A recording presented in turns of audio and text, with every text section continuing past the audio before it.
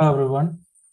ഇന്ന് നമ്മൾ ചർച്ച ചെയ്യാൻ പോകുന്നത് 1128 ക്രൈം 27 എന്ന പാഠഭാഗത്തിലെ മുൻവർഷ ചോദ്യങ്ങളും അതുപോലെ പാഠഭാഗവുമാണ്.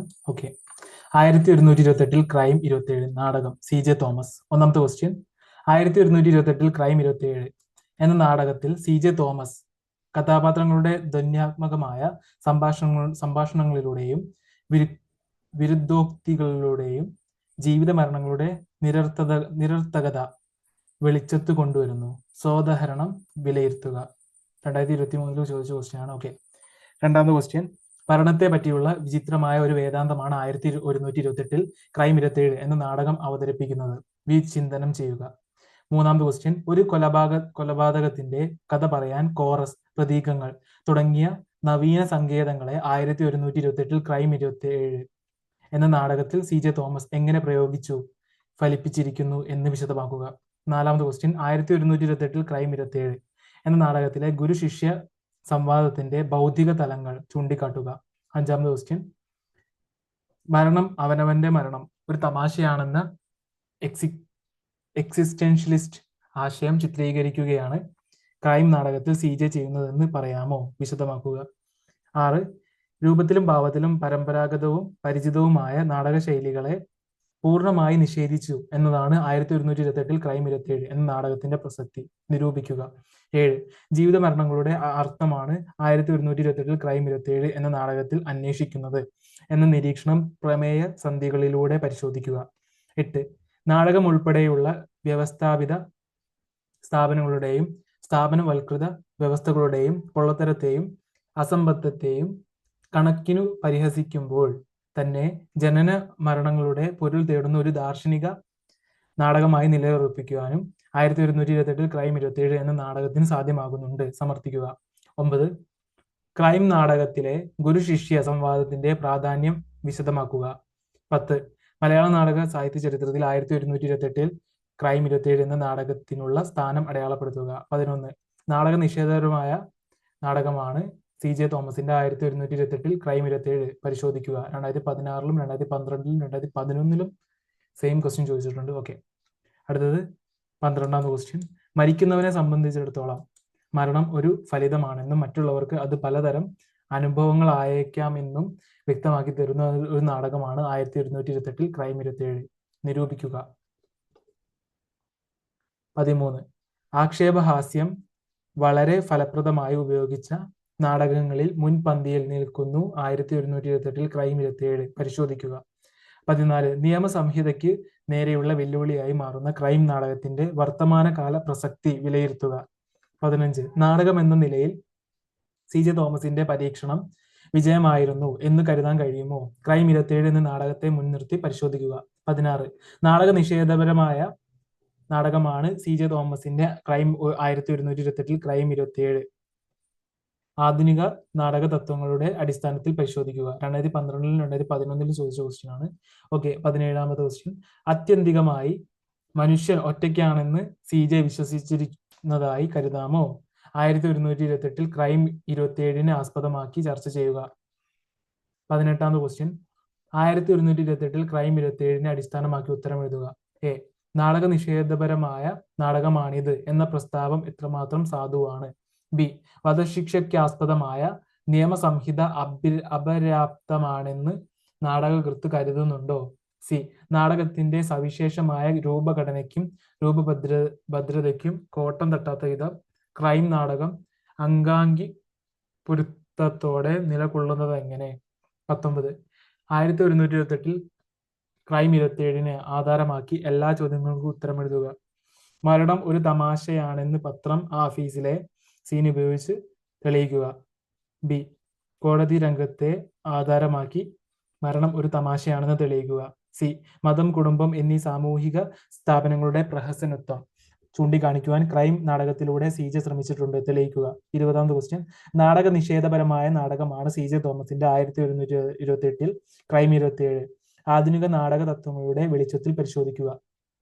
21, സുഘടിതമായ ഒരു കഥ, കുറിക്കൊള്ളുന്ന സംഭാഷണം, ഇത്രയുമായാൽ നാടകം വിജയിച്ചു എന്ന് കരുതിയിരുന്ന ഒരു കാലത്താണ് CJ നാടകം എഴുതിയത്. നാടക സങ്കല്പത്തിൽ അദ്ദേഹം വരുത്തിയ മാറ്റങ്ങൾ എന്തൊക്കെ? 22. ക്രൈം നാടകത്തിൽ നിറയുന്ന ആക്ഷേപഹാസ്യം നാടകകൃത്തിന്റെ ജീവിതബോധം സൂചിപ്പിക്കുന്നു. ചർച്ച ചെയ്യുക. 23. മലയാള നാടക ചരിത്രത്തിൽ CJയുടെ സ്ഥാനം എന്ത്? നിരൂപണ ദൃഷ്ട്യാ വിലയിരുത്തുക. 24. ഇതിവൃത്തത്തിന്റെ സുഘടിതത്വം നിഷേധിക്കുകയും കഥാപാത്രങ്ങളെ ആശയവാഹികളാക്കുകയും ചെയ്തുകൊണ്ട് പ്രേക്ഷകൻ അനുഭവിക്കാൻ പോകുന്നത് നാടകമേ അല്ല എന്ന ബോധം ജനിപ്പിക്കുകയാണ് പരീക്ഷണ നാടകമായ 1128 ക്രൈം 27 എന്ന കൃതിയിലൂടെ CJ ചെയ്യുന്നത്. ചർച്ച ചെയ്യുക. 25. ആര് ആരെ എപ്പോൾ എവിടെ വെച്ച് എന്തിനു കൊന്നു? സന്ദർഭം വെളിവാക്കി അലങ്കാരം നിശ്ചയിച്ച് ഉത്തരമെഴുതുക. CJ തോമസിന്റെ ഇമാതിരി സംഭാഷണ ശകലങ്ങൾ നാടകം യഥാർത്ഥ പ്രതീതി ജനിപ്പിക്കണമെന്ന തത്വത്തെ ഉല്ലംഘിക്കുന്നുണ്ടോ? നിരൂപിക്കുക.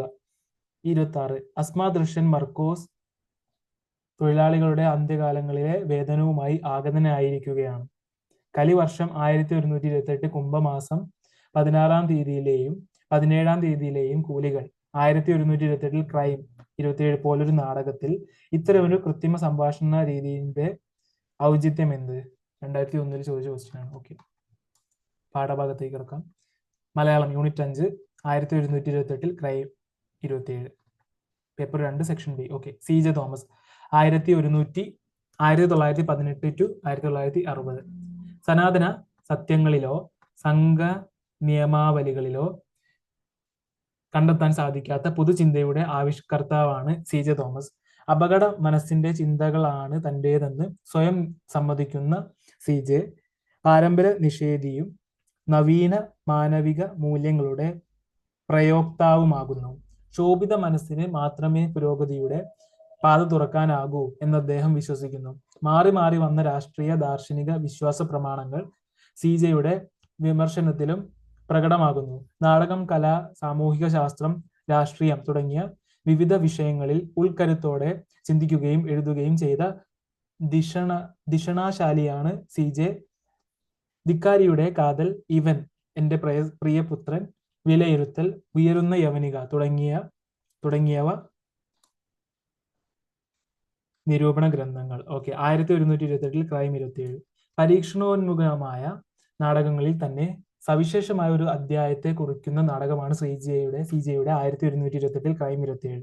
ഇന്നോളമുള്ള നമ്മുടെ നാടക സങ്കല്പങ്ങൾക്ക് വിരുദ്ധ ദശയിലാണ് ക്രൈം നിലകൊള്ളുന്നത്. ആദി മധ്യാന്ത പൊരുത്തമുള്ള നാടകങ്ങൾ കാണുന്നത് വഴി സംഭവിക്കുന്ന താദാത്മീകരണം ഇവിടെ സംഭവിക്കുന്നില്ല എന്നതും ശ്രദ്ധേയമാണ്. ബെർട്ടോൾഡ് ബ്രെഹ്ത് എന്ന German നാടകകൃത്തിന്റെ അന്യവൽക്കരണ Siddhanta principle of alienation അന്യവൽക്കരണ സിദ്ധാന്തത്താനാണ് ഈ നാടകത്തിൽ പ്രാമുഖ്യം. നാടകകൃതികളെ തന്നെ ആപാദചൂടം പരിഹസിക്കുന്ന ഈ നാടകത്തിന്റെ കഥാസാരത്തിലേക്ക് കടക്കാം. പ്രവേശിക. തികച്ചും അപ്രതീക്ഷിതമായാണ് പ്രവേശിക ആരംഭിക്കുന്നത്. ഗുരു അലസമായി പൈപ്പ് കൊളുത്തുവാൻ ഭാവിക്കുമ്പോൾ തന്നെ കർട്ടൻ ഉയരുന്നു. ഈ സംഭവത്തിൽ ഗുരു സ്റ്റേജ് മാനേജറുമായി കയർക്കുന്നു. ഈ അവസരത്തിലാണ് ശിഷ്യൻ മാത്യുവിന്റെ അരങ്ങേറ്റം. ഇത് വഴി പോയപ്പോൾ അവിടെ കയറിയതാണ് എന്ന ശിഷ്യന്റെ അവതരണത്തോടും സ്റ്റേജ് മാനേജർ കയർക്കുന്നുണ്ട്. നാടകം തന്നെയോ അതോ അവതരണത്തിൽ സംഭവിച്ച താളപ്പിഴയോ എന്ന് പ്രേക്ഷകർ ശങ്കിക്കുമാറാണ് നാടകം പുരോഗമിക്കുന്നത്. രംഗം 1. കഥാപാത്രങ്ങൾ: ശിഷ്യൻ സക്കറിയ, രാമകൃഷ്ണൻ, ശാസ്ത്രി. പത്രമാഫീസാണ് ആദ്യ രംഗം. സക്കറിയ, രാമകൃഷ്ണൻ എന്നിവർ കോളം തിരിക്കാൻ വാർത്തയില്ലാതെ കഷ്ടപ്പെട്ടുകൊണ്ടിരിക്കുകയാണ്. ഈ അവസരത്തിലാണ് മാർക്കോസിന്റെ കൊലപാതകത്തെ സംബന്ധിച്ച് പിള്ളയുടെ ഫോൺ കോൾ വരുന്നത്. വാർത്ത കിട്ടിയ സന്തോഷത്തിൽ പത്രമാഫീസ് സജീവമാകുന്നു. മാർക്കോസും കൂട്ടുകാരൻ വർക്കിയും തമ്മിലുണ്ടായ വാക്കുതർക്കം. തമ്മിൽ തല്ലാവുകയും അതിനിടയിൽ മാർക്കോസ് കുമ്മായ ചൂളയിൽ വീണ് മരിക്കുകയും ചെയ്തു എന്നതായിരുന്നു ഫോൺ സംഭാഷണത്തിന്റെ ചുരുക്കം. സാധാരണക്കാർ തമ്മിൽ നടന്ന ഈ സംഘർഷത്തിനും കൊലപാതകത്തിനും പത്രക്കാർ വില കൽപ്പിക്കുന്നില്ല. പക്ഷേ മറ്റു വാർത്തകൾ കിട്ടാത്തതുകൊണ്ട് വാർത്ത ഉൾപ്പെടുത്താം എന്ന മനസ്ഥിതിയാണ് അവരുടേത്. ആ അവസരത്തിലാണ് ശാസ്ത്രിയുടെ പ്രവേശം. പ്രസ്തുത സംഭവം നടന്ന കുമ്മായ ചൂളയിലെ കണക്കെഴുത്തുകാരനും സംഭവത്തിന്റെ ദൃക്സാക്ഷിയുമാണ് ശാസ്ത്രി. സംഭവത്തെക്കുറിച്ച് ശാസ്ത്രിയുടെ പ്രസ്താവന ഇങ്ങനെയാണ്: ഒരു ദരിദ്രവാസി രണ്ടാമതൊരു ദരിദ്രവാസിയെ കൊല്ലുന്നു. മാർക്കോസിനോട് കുഴിക്കാണം വാങ്ങാൻ കഴിയാത്തതുകൊണ്ട് സ്വർഗത്തിൽ പോവുകയില്ലെന്ന അച്ഛന്റെ അഭിപ്രായത്തോട് രാമകൃഷ്ണൻ പരിഹസിച്ച് പറയുന്നത് ഇങ്ങനെയാണ്: മാർക്കോസ് ദഹിച്ചു പോയതുകൊണ്ട് ഹിന്ദുവായി തീർന്നു എന്നാണ് പിള്ളയുടെ വാദം. സത്യക്രിസ്ത്യാനികളെ കുഴിച്ചിടുകയാണ് വേണ്ടത്. ഇനി മാർക്കോസിന് സ്വർഗത്തിൽ പോകണമെങ്കിൽ കുർബാന ചൊല്ലിയാൽ പോരാ, പിണ്ടം വെച്ച് വെലിയിടണം.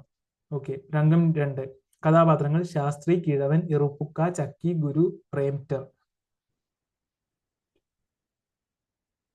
മാർക്കോസിന്റെ ഭാര്യയും ഇറുപ്പുക്ക, അച്ഛനും കിഴവൻ അടങ്ങിയ മാർക്കോസിന്റെ വീടാണ് രംഗം.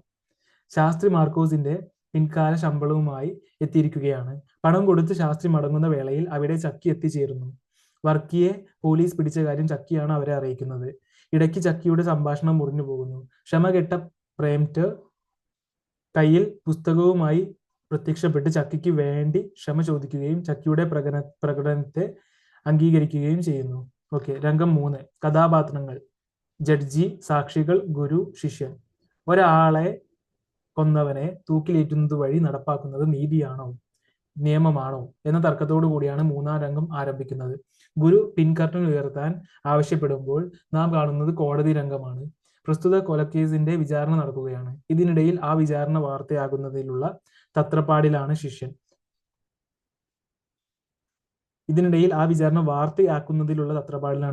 നാടകത്തിനിടയിൽ ഗുരു അഭിപ്രായം പറയുന്നത് കേട്ട് ജഡ്ജി ഇടപെട്ടു.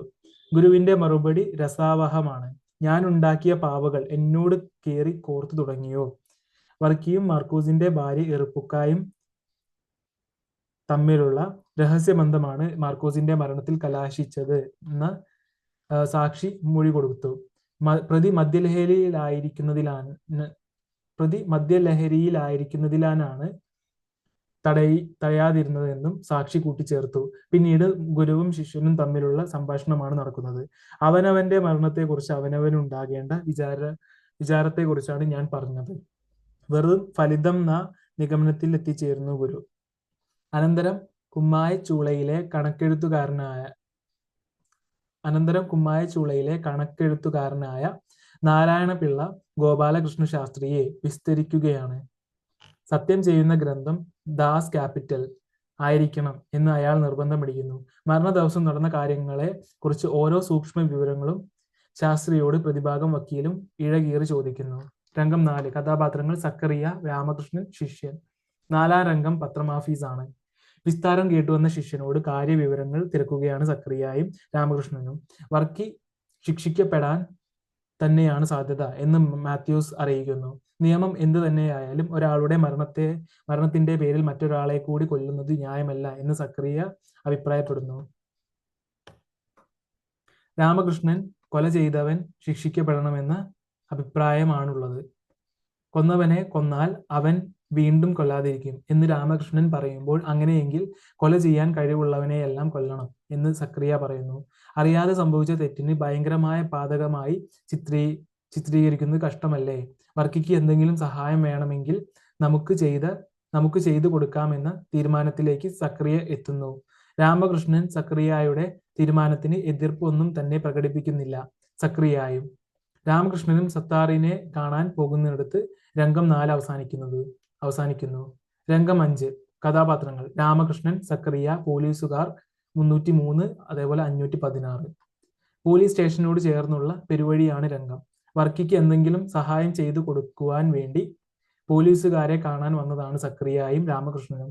വർക്കിക്ക് വേണ്ടി ചില സൗകര്യങ്ങൾ ചെയ്തു കൊടുക്കണമെന്ന് സക്കറിയ പോലീസുകാരോട് ആവശ്യപ്പെടുമ്പോൾ അവർ വർക്കിക്ക് ചെയ്തു കൊടുക്കാറുള്ള സൗകര്യങ്ങൾ കേട്ട് രാമകൃഷ്ണനും സക്കറിയായും അത്ഭുതപ്പെടുകയാണ്. പോലീസിന്റെ സംസാരത്തിൽ പരിഹാസമാണ് ഉൾപ്പെട്ടിരിക്കുന്നത്. അത് രാമകൃഷ്ണനും സക്കറിയായ്ക്കും മനസ്സിലാക്കാൻ കഴിയുന്നില്ല. പോലീസുകാർ പറയുന്നു, വെള്ളിയാഴ്ച ബ്രാഹ്മണ ഹോട്ടലിൽ നിന്നുള്ള ആഹാരം, കിടക്കാൻ ഒരു മെത്തയും 4 തലയിണയും, വായിക്കാൻ ആഴ്ച പതിപ്പുകൾ, ഇൻസ്പെക്ടർ ഇല്ലാത്തപ്പോൾ വലിക്കാൻ സിഗരറ്റ്. സക്കറിയ 10 രൂപ വർക്കിയുടെ ചിലവിന് എന്ന് പറഞ്ഞുകൊണ്ട് പോലീസുകാരെ ഏൽപ്പിക്കുമ്പോൾ സൽക്കർമ്മം ചെയ്യുന്നതിന് പണം വാങ്ങിക്കാൻ തങ്ങളെ കൊണ്ട് കഴിയില്ലെന്ന് പറഞ്ഞ് ആ പണം വാങ്ങാതിരിക്കുന്നു. ജയിലിലെ സൗകര്യങ്ങൾ കേട്ട് ഞെട്ടിയ സക്കറിയ താൻ ആരെയെങ്കിലും കൊന്ന് ജയിലിൽ പോവുകയാണെന്ന് രാമകൃഷ്ണനോട് പറയുന്നു. ഇവിടെ പോലീസുകാർ വർക്കിക്ക് ചെയ്ത് കൊടുക്കുന്നു എന്ന് പറയുന്ന സൗകര്യങ്ങൾ എപ്പോഴും പേരുകേട്ട രാഷ്ട്രീയക്കാർക്കോ അത്തരത്തിലുള്ള ആളുകൾക്കോ മാത്രം ജയിലിൽ നിന്ന് ലഭിക്കുന്ന പരിഗണനകളാണ്. പുതിയ കാലത്തും ഇത് മാറ്റമില്ലാതെ തുടരുന്നു. ഇതിന് വിമർശനപരമായി നാടകകൃത്ത് ആവിഷ്കരിക്കുകയാണ് ഈ രംഗത്ത്. രംഗം 6. കഥാപാത്രങ്ങൾ ഗുരു, ശിഷ്യൻ, ശാസ്ത്രി. ഗുരു വേദിയിലേക്ക് എത്തി പിൻ കർട്ടൻ ഉയർത്താൻ നിർദ്ദേശം നൽകുന്നു. ഒരു തടവ് മുറിയുടെ രംഗമാണ്. ഗുരു 2 ജോലിക്കാരെ വിളിപ്പിച്ച് മറ്റു ലൈറ്റുകൾ എല്ലാം ഓഫ് ചെയ്ത് സ്പോട്ട് ലൈറ്റ് മാത്രം ഓണാക്കാൻ പറയുന്നു. ഗുരു സദസ്സിനോടായി നടക്കാൻ പോകുന്ന രംഗത്തെക്കുറിച്ച് പറയുന്നു. പ്രതിയുടെ ആത്മകഥമാണ് ഇനി കാണാൻ പോകുന്നത്. നാടകത്തിൽ ആത്മകഥം പാടില്ലെന്നാണ് നിയമം. പക്ഷെ ഇവിടെ ആ നിയമം തെറ്റിക്കാതെ നിവർത്തിയില്ല. അയാളുടെ മനസ്സിലുള്ളത് മനസ്സിലാക്കാനുള്ള ഏകമാർഗം ആത്മകഥത്തിലൂടെ മാത്രമാണെന്നും ഗുരു പറയുന്നു. ശേഷം പ്രതിയുടെ ആത്മകഥം അറിയാതെ ചെയ്ത തെറ്റിന് ഇത്ര ശിക്ഷ എന്തിനെന്ന് സ്വയം ചോദിച്ച് വിലപിക്കുകയും മരണത്തെക്കുറിച്ച് ഓർത്ത് വിലപിക്കുകയും ചെയ്യുന്നു. ഗുരു വേദിയിലേക്ക് എത്തി കഴിഞ്ഞ രംഗം നന്നായില്ല എന്നും സംഭാഷണം മോശമായി എന്നും പറയുന്നു. ഗുരുവിനെ സ്കൂൾ വാർഷികത്തിന് ക്ഷണിക്കാനെത്തുന്ന ശാസ്ത്രിയെ ഗുരു മരിച്ചെന്ന് ശിഷ്യൻ അറിയിക്കുന്നു.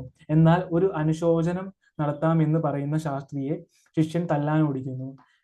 ഒളിച്ചിരുന്ന ഗുരു രക്ഷപ്പെട്ടു എന്ന് പറഞ്ഞ് പുറത്തേക്ക് വരുന്നു. രംഗം 6 അവസാനിക്കുന്നു. രംഗം 7 കഥാപാത്രങ്ങൾ. ഗുരു, ശിഷ്യൻ. ജയിലിനുള്ളിൽ ആത്മഹത്യ ചെയ്യാൻ ശ്രമിച്ച വർക്കിയെ കുറിച്ചുള്ള ചർച്ചയാണ് 7ാം രംഗം. വർക്കിയുടെ ആത്മഹത്യാ ശ്രമം പരാജയപ്പെട്ടതിനെ ശിഷ്യൻ ഭാഗ്യദോഷം എന്ന് വിശേഷിപ്പിക്കുന്നു. ഈ പ്രസ്താവന ഗുരുവിനെ ചൊടിപ്പിക്കുന്നു. ആത്മഹത്യ ചെയ്യാൻ ശ്രമിക്കുന്നവനെ അതിനും സമ്മതിക്കില്ല. അവനെ രക്ഷപ്പെടുത്തി തൂക്കിക്കൊന്നാലേ സമാധാനമാകൂ എന്ന് ഗുരു അഭിപ്രായപ്പെടുന്നു. ഗുരുവിന്റെ സംസാരം കേട്ട് ശിഷ്യൻ ആത്മഹത്യാവകാശം നിയമപരമാക്കണമെന്നാണോ എന്ന് സംശയിക്കുന്നു. ശിഷ്യന്റെ വിലയിരുത്തൽ ഗുരുവിനെ വീണ്ടും ദേഷ്യപ്പിടിപ്പിക്കുന്നു. ആത്മഹത്യ മണ്ടത്തരം തന്നെ, പക്ഷേ അത് നിയമപരമായി കുറ്റകരമായിരിക്കുന്നത് നിയമാവലിയിൽ മൂർത്തമായ സ്വാർത്ഥതയാണെന്ന് ഗുരു പറയുന്നു. ജീവിതത്തെ നേരിടാൻ യാതൊരു സഹകരണവും നിയമത്തിലില്ല. എന്നാൽ ജീവിതത്തിൽ നിന്ന് ഒളിച്ചോടുന്നത് തടയാൻ നിയമമുണ്ട്. ഇവിടെ ശിഷ്യന്റെ അയുക്തികളെ ശക്തമായി വിമർശിക്കുകയാണ്. ഗുരു പറയുന്നത് എന്തെന്ന് ശിഷ്യന് മനസ്സിലാകുന്നില്ല. രംഗം 8 കഥാപാത്രങ്ങൾ. സർക്കാർ വക്കീൽ, പ്രതിവക്കീൽ, ജഡ്ജി, ഗുരു, ശിഷ്യൻ. 8ാം രംഗം കോടതിയാണ്. സർക്കാർ വക്കീലിന്റെയും പ്രതിവക്കീലിന്റെയും പ്രതിയെ കുറിച്ചുള്ള വാദമാണ് നടക്കുന്നത്. ഈശ്വര സൃഷ്ടികളിൽ ഏറ്റവും മഹാത്മ്യമേറിയ മനുഷ്യജീവനെ ഹനിക്കുന്നവൻ അതിനുള്ള ശിക്ഷ തന്നെ അനുഭവിക്കണമെന്ന് സർക്കാർ വക്കീൽ വാദിക്കുമ്പോൾ പ്രതിവക്കീൽ അബ്ദുൽ സത്താറും അതേ കാര്യം തന്നെയാണ് ഉന്നയിക്കുന്നത്. ജീവിതം ദിവ്യമാണ്, അത് ഈശ്വരതത്വവുമാണ്. ജീവൻ നശിപ്പിക്കുന്നത് പാപം തന്നെ, മാർക്കോസിന്റെ മാത്രമല്ല പ്രതിയുടെയും. ഇത്തരത്തിൽ പ്രതിയുടെ ജീവന് വേണ്ടി 2 ഭാഗം ന്യായാധിപന്മാരുടെയും വാദങ്ങളിൽ പ്രതിഭാഗം വക്കീലിന്റെ ന്യായവാദങ്ങൾ കൂടുതൽ ശക്തമായി തീരുന്നു. സർക്കാർ വക്കീലിന്റെ ന്യായീകരണങ്ങളെ ഗുരു ഒരു പേരിനു വേണ്ടിയുള്ള വാചക കസർത്തെന്ന് വിശേഷിപ്പിക്കുകയും പ്രതിഭാഗം വക്കീലിന്റെ വാദത്തിന് കൈകൊട്ടുകയും ചെയ്യുന്നു. ശിഷ്യൻ ഹസ്താടനം തടയുന്നു. രംഗം 9 കഥാപാത്രങ്ങൾ. രാമകൃഷ്ണൻ, സക്രിയ, ശിഷ്യൻ. സക്രിയയും രാമകൃഷ്ണനും പത്രം ഓഫീസിലെത്തിയ മാത്യുവിനോട് കേസിനെ കുറിച്ച് അന്വേഷിക്കുന്നു. തെളിവ് പ്രധാനമാകുമെന്ന് ശിഷ്യൻ മറുപടി പറയുന്നു. വർക്കിയെ രക്ഷിക്കാൻ ഒരു അപ്പീലിന് പോകാൻ ഒരു പിരിവ് നടത്തിയാലോ എന്ന് രാമകൃഷ്ണൻ ചോദിക്കുമ്പോൾ രാഷ്ട്രീയ കൊലപാതകത്തിനായിരുന്നുവെങ്കിൽ ആരെങ്കിലും സഹകരിച്ചേനെ എന്ന് സക്രിയ പറയുന്നു. താല്പര്യമുണ്ടെങ്കിൽ എന്തും നടക്കും എന്ന് പറയുന്ന ശിഷ്യനോട് സക്രിയ നടക്കുന്നത് ഒരു നാടകം മാത്രമാണെന്ന് ഓർമ്മപ്പെടുത്തുന്നു. ശിഷ്യൻ ആ സമയം തന്റെ ഗുരു തന്നെ മരണത്തെക്കുറിച്ച് ബോധ്യപ്പെടുത്താൻ നടത്തുന്ന നാടകമാണ് നടക്കുന്നതെന്ന് ഓർക്കുന്നു. ഗുരുവിനോട് തന്നെ പറഞ്ഞു ഒരു പരിഹാരം ഉണ്ടാക്കുവാൻ വേണ്ടി ശിഷ്യൻ രംഗത്ത് നിന്ന് പോകുന്നു. രംഗം 10 കഥാപാത്രങ്ങൾ. ഗുരു, ശിഷ്യൻ, സ്റ്റേജ് മാനേജർ, സർക്കാർ വക്കീൽ, പ്രതിവക്കീൽ, ജഡ്ജി, ചക്കി, മാർക്കോസ്. കോടതിയിൽ അവസാനം വിധി പറയുന്ന ദിവസം. വർക്കിയെ ഏതെങ്കിലും വിധത്തിൽ രക്ഷപ്പെടുത്താനായി ശിഷ്യൻ ഗുരുവിനെ കാണാൻ ചെല്ലുന്നു. കഥ തുടങ്ങിയത് താനാണെങ്കിലും നാടകത്തിലെ തുടർന്നുള്ള സംഭവങ്ങളെ നിയന്ത്രിക്കാൻ സാധിക്കില്ല എന്ന് പറയുന്നു. ഗുരുവും ശിഷ്യനും കോടതിയിൽ എത്തുമ്പോഴാണ് വർക്കി ഹൃദയാഘാതത്തെ തുടർന്ന് മരിച്ച വിവരം അറിയുന്നത്. വർക്കിയുടെ മരണത്തിനു സർക്കാർ വക്കീലിനെയും പ്രതിവക്കീലിനെയും ജഡ്ജിയെയും പ്രതികളാക്കി ചക്കിയെ പ്രോസിക്യൂട്ടറാക്കി ഗുരു സ്വയം ജഡ്ജിയുമായി മറ്റൊരു കോടതി വിസ്താരത്തിന് തയ്യാറാവുകയാണ് രംഗത്ത്. ചക്കിയുടെ ചോദ്യം ചെയ്യലിൽ നിന്നും ജഡ്ജിയും സർക്കാർ വക്കീലും പ്രതിവക്കീലും നിയമങ്ങൾ വെച്ച് വാഗ്വാദം നടത്തുന്നവരെന്നതിലുപരി അവർ മനുഷ്യത്വം തൊട്ട് തീണ്ടിയിട്ടില്ലാത്തവരെ ആണെന്നുള്ള നിഗമനത്തിലെത്തുന്നു. പോലീസ് ഉദ്യോഗസ്ഥരായ 303, 516 16 വിസ്തരിച്ചപ്പോഴും അധികാരത്തിന്റെയും നിയമത്തിന്റെയും ധാർഷ്ട്യത്തിൽ നിന്നുകൊണ്ട് സംസാരിക്കാനാണ് അവർ തയ്യാറായത്. കഥയുടെ കുഴച്ചിൽ കണ്ട് ശിഷ്യൻ ഗുരുവിനോട് ഇത്തരത്തിൽ ഒരു കഥ ലോകത്ത് എവിടെയെങ്കിലും ഉണ്ടോ സാറേ എന്ന് ചോദിക്കുന്നു. ഇബ്സന്റെ നാടകത്തിലെ പോലൊരു പ്രേതം കൊല്ലപ്പെട്ട മാർക്കോസിന്റെ രൂപത്തിലും നാടകത്തിൽ വേണമായിരുന്നു എന്ന് ശിഷ്യൻ അഭിപ്രായപ്പെടുമ്പോൾ മാർക്കോസിന് നാടകത്തിൽ യാതൊരു വ്യൂ പോയിന്റും ഇല്ലെന്ന് ഗുരു അഭിപ്രായപ്പെടുന്നു. നാടകം ട്രാജഡിയുമല്ല കോമഡിയുമല്ല എന്ന് ശിഷ്യൻ കുറ്റപ്പെടുത്തുമ്പോൾ ഗുരു അതിനെ ശക്തമായി വിമർശിക്കുന്നു. മാർക്കോസ് രംഗത്ത് പ്രത്യക്ഷപ്പെടുന്നു. എല്ലാവരും ഞെട്ടുന്നു. ഗുരു ശിഷ്യനെ തന്റെ അനന്തരാവകാശിയായി പ്രഖ്യാപിച്ചുകൊണ്ട് താൻ പരാജയപ്പെട്ടു എന്നും പറഞ്ഞുകൊണ്ട് വേദിയിൽ നിന്നും പിന്മാറുന്നു. വർക്കിയെ പോലീസിനെ കൊണ്ട് തല്ലിക്കാൻ വേണ്ടി താൻ ഒളിച്ചു കളിച്ചതാണെന്നും വർക്കിയുടെ മരണത്തിൽ തനിക്കൊരു പങ്കുമില്ലെന്നും മാർക്കോസ് ശിഷ്യനോട് വെളിപ്പെടുത്തുന്നു. ശിഷ്യൻ മാർക്കോസിനെയും കൊണ്ട് അയാളുടെ വീട്ടിലേക്ക് പോകുന്നു. പോലീസുകാർ രംഗത്തെത്തി കണ്ടത് മാർക്കോസിനെ തന്നെയാണോ അയാളുടെ പ്രേതത്തെയാണോ എന്ന് ഓർത്ത് ഭയപ്പെടുന്നു. രംഗം 11. കഥാപാത്രങ്ങൾ: കിഴവൻ, ഇറുപ്പുക്ക, ചക്കി, ശാസ്ത്രി, ശിഷ്യൻ, മാർക്കോസ്. ശാസ്ത്രി രംഗത്തേക്ക് എത്തുന്നു. മാർക്കോസിന്റെ മുതലാളി അയാളുടെ കുടുംബത്തെ സഹായിക്കാനായി കൊടുത്ത 100 രൂപയുമായി ശാസ്ത്രി രംഗത്തേക്ക് എത്തുന്നു. 2000 രൂപയിൽ കുറഞ്ഞ ഇടപാട് ഒന്നും തന്നെ വേണ്ടാന്ന് ഇറുപ്പുക്ക ശാസ്ത്രിയോട് പറയുന്നു. ആദ്യം ശാസ്ത്രി എതിർക്കുകയും വേദിയിൽ നിന്ന് പോവുകയും പിന്നീട് തിരികെ വന്ന് 2000 രൂപ കൊടുക്കാമെന്ന് പറയുകയും ചെയ്യുന്നു. അതിന്റെ ഉടമസ്ഥാവകാശം മാർക്കോസിന്റെ ഭാര്യയ്ക്കാണോ അച്ഛനാണോ എന്ന് തീരുമാനിക്കണം എന്നും ശാസ്ത്രി പറയുന്നു. 2000 രൂപയുടെ പേരിൽ ചക്കിയും കിഴവനും തമ്മിൽ വാക്തർക്കം ഉണ്ടാകുന്നു. അവിടേക്ക് ശിഷ്യനും തുടർന്ന് മാർക്കോസും എത്തുന്നു. എല്ലാവരും മാർക്കോസിനെ കണ്ട് ഭയപ്പെടുന്നു. തുടർന്നുള്ള രംഗത്ത് നിന്ന് മാർക്കോസ് പിന്മാറണമെന്ന് ശിഷ്യൻ കൽപ്പിക്കുന്നു. തനിക്ക് ഇഷ്ടമുള്ളിടത്തോളം അഭിനയിച്ച ശേഷമേ വേദി വിടുകയുള്ളൂ എന്ന് മാർക്കോസ് ശിഷ്യനെ അറിയിക്കുന്നു. ശിഷ്യൻ ആകെ അങ്കലാപ്പിലാകുന്നു. മാനേജർ വേദിയിലേക്കെത്തി ഇനിയും ചത്തവനൊക്കെ ഉയർക്കുന്നതിന് മുമ്പ് കഥ നിർത്താം എന്ന് പറഞ്ഞ് രംഗം അവസാനിപ്പിക്കുന്നു. സിജെയുടെ ക്രൈം നാടകം. സാമുവൽ ബെക്കറ്റ്, യൂജിൻ ഓനീൻ തുടങ്ങിയ നാടകകൃത്തുക്കളുടെ അയുക്തിക നാടകങ്ങളും അസംബന്ധ നാടകങ്ങൾ സുഘടിത നാടക ഘടകങ്ങളെ നിഷേധിക്കുന്നു. അസ്തിത്വവാദം ദർശനങ്ങൾ സ്വാധീനിച്ചിട്ടുണ്ട്. ജീവിതത്തിലെ മൂല്യങ്ങൾ, ബന്ധങ്ങൾ എന്നിവയെ ഇക്കൂട്ടർ വെല്ലുവിളിക്കുന്നു. കാഫ്ക, കാമു തുടങ്ങിയവരുടെ അസ്തിത്വ ദർശനങ്ങളടങ്ങിയ നോവലുകളും സിജെയിൽ വ്യക്തമായി സ്വാധീനം ചെലുത്തിയിരിക്കുന്നതായി അദ്ദേഹത്തിന്റെ നാടകങ്ങൾ, പ്രത്യേകിച്ചും ക്രൈം നാടകം തെളിയിക്കുന്നു. ബെർത്തോൾഡ് ബ്രെഹത്തിന്റെ എപ്പിക് തിയേറ്ററും അന്യവത്കരണ ഏലിയനേഷൻ എഫക്റ്റ് സിദ്ധാന്തവും നാടകത്തിന്റെ രചനയിലും അവതരണത്തിലും പ്രബോധാത്മകതയ്ക്കു പ്രാമുഖ്യം നൽകുന്ന സമ്പ്രദായമാണ് എപ്പിക് തിയേറ്ററിൻ്റെത്. നാടകകൃത്തും പ്രേക്ഷകനും നാടകത്തോട് നിർമ്മമത പുലർത്തുന്ന സിദ്ധാന്തമാണ് അന്യവൽക്കരണം എന്നതുകൊണ്ട് അർത്ഥമാക്കുന്നത്. തന്മയീഭാവത്തിന് എതിരാണിത്. എപ്പിക് നാടകങ്ങളും അന്യവൽക്കരണ സിദ്ധാന്തവും പരസ്പര ബന്ധിയാണ്. സാഹിത്യത്തിലെ പ്രബോധന പരതയ്ക്കുള്ള പ്രാമുഖ്യവും സ്ഥലകാലൈക്യങ്ങളുടെ നിഷേധവും സിജെയുടെ അകാൽപ്പനിക ചിന്തയ്ക്ക് പ്രേരണയായി. അതിലുപരിയായി മനസ്സിൽ ചൈതന്യവത്തായിരുന്ന ബൈബിളിലെ ജീവിത ദർശനം, ജീവിതത്തിനും മരണത്തിനും നീതിയോടും നിയമത്തോടുമുള്ള ബന്ധത്തെ പറ്റിയുള്ള ചിന്തകൾ, മഹാവ്യക്തികളുടെ ഉത്ഥാന പതനങ്ങൾ, മനുഷ്യന്റെ അസുര സ്വഭാവം എന്നിവ യഥാർത്ഥ മനുഷ്യത്വം കണ്ടെത്താനും ഉറപ്പിക്കാനും അദ്ദേഹത്തെ പ്രേരിപ്പിച്ചു. ഇതിന്റെ ഫലമായി സമത്വം, ധർമ്മം, സ്നേഹം, നീതി എന്നിവയുടെ അടിസ്ഥാനത്തിൽ പടുത്തുയർത്തപ്പെടുന്ന ഒരു സാമൂഹിക സംഘടന രൂപപ്പെടണമെന്ന് അദ്ദേഹം ആഗ്രഹിച്ചു. അത്തരത്തിലുള്ള ആദർശ ലോകത്തിന് വിഘാതമായി നിൽക്കുന്ന വസ്തുതകൾ 1928 ക്രൈം 27 എന്ന നാടകത്തിൽ സിജെ അവതരിപ്പിക്കുന്നു.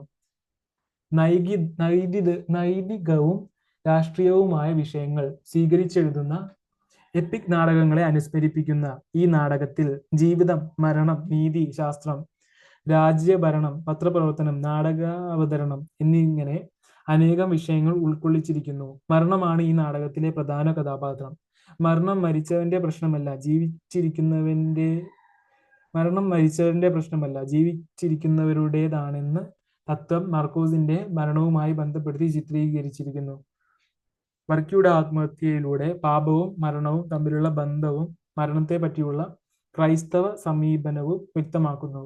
ഗുരു ശിഷ്യന്മാരുടെ സന്ദേഹ പ്രകടനത്തിലും സംശയ നിവാരണത്തിലും കൂടി പരോക്ഷമായി സൂചിപ്പിക്കുന്ന ജീവിത മൂല്യച്യുതിയും നാടകകൃത്തിന്റെ ശ്രദ്ധാവിഷയമായിട്ടുണ്ട്. നാടകം എന്ന നിലയിൽ CJ തോമസിന്റെ ക്രൈം നാടകം വിജയം തന്നെയാണ്. അതുവരെ കേരളത്തിൽ നിലനിന്നിരുന്ന നാടക സങ്കല്പങ്ങളെ പൊളിച്ചെഴുതുകയാണ് ക്രൈം നാടകത്തിലൂടെ CJ ചെയ്തത്. പ്രേക്ഷകനും നാടകവും തമ്മിൽ വ്യക്തമായ അകലം പാലിച്ചുകൊണ്ട് പ്രേക്ഷകന് ഓരോ നിമിഷവും നാടകത്തെ വിമർശന ബുദ്ധിയാൽ ആസ്വദിക്കാൻ കഴിയണമെന്ന നയമായിരുന്നു CJ തന്റെ നാടകത്തിലൂടെ ചെയ്തത്.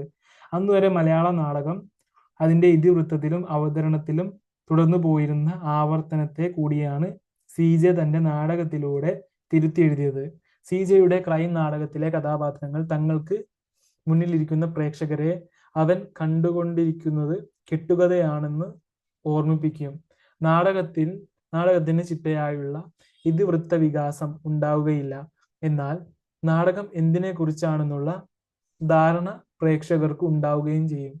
കഥാപാത്രങ്ങളും അവരുടെ സംഭാഷണങ്ങളും നാടകത്തിന്റെ ആശയ പ്രപഞ്ചത്തോട് ചേർന്ന് നിൽക്കുന്നതും കഥാപാത്രങ്ങൾക്ക് വ്യക്തമായ വ്യക്തിത്വം ഉണ്ടായിരിക്കുകയും ചെയ്യും. ലോക നാടക വേദിയുടെ സാധ്യതകളെ ഉൾക്കൊണ്ട ക്രൈം നാടകം മലയാള നാടകങ്ങളെ അത്യന്തം വിമർശന വിധേയമാക്കുകയും ചെയ്തു. ഇത്തരത്തിൽ നാടകത്തിന്റെ സ്വഭാവത്തെ അടിമുടി മാറ്റുകയും പുതിയ സാധ്യതകളെ തുറന്നിടുകയും ചെയ്ത ക്രൈം നാടകം എന്ന അർത്ഥത്തിൽ വിജയകരമായിരുന്നു. സാമ്പത്തിക നാടകങ്ങളുമായി ബന്ധപ്പെടുത്തുമ്പോൾ മാത്രമാണ് ക്രൈം സാമ്പത്തിക പരാജയമുള്ള നാടകമായി മാറുന്നത്. നാടകത്തിന്റെ സവിശേഷമായ രൂപഘടനയ്ക്കും രൂപഭദ്രതയ്ക്കും കോട്ടം തട്ടാത്ത വിധം ക്രൈം നാടകം അംഗാംഗി പൊരുത്തത്തോടെ നിലകൊള്ളിക്കുന്നുണ്ട്.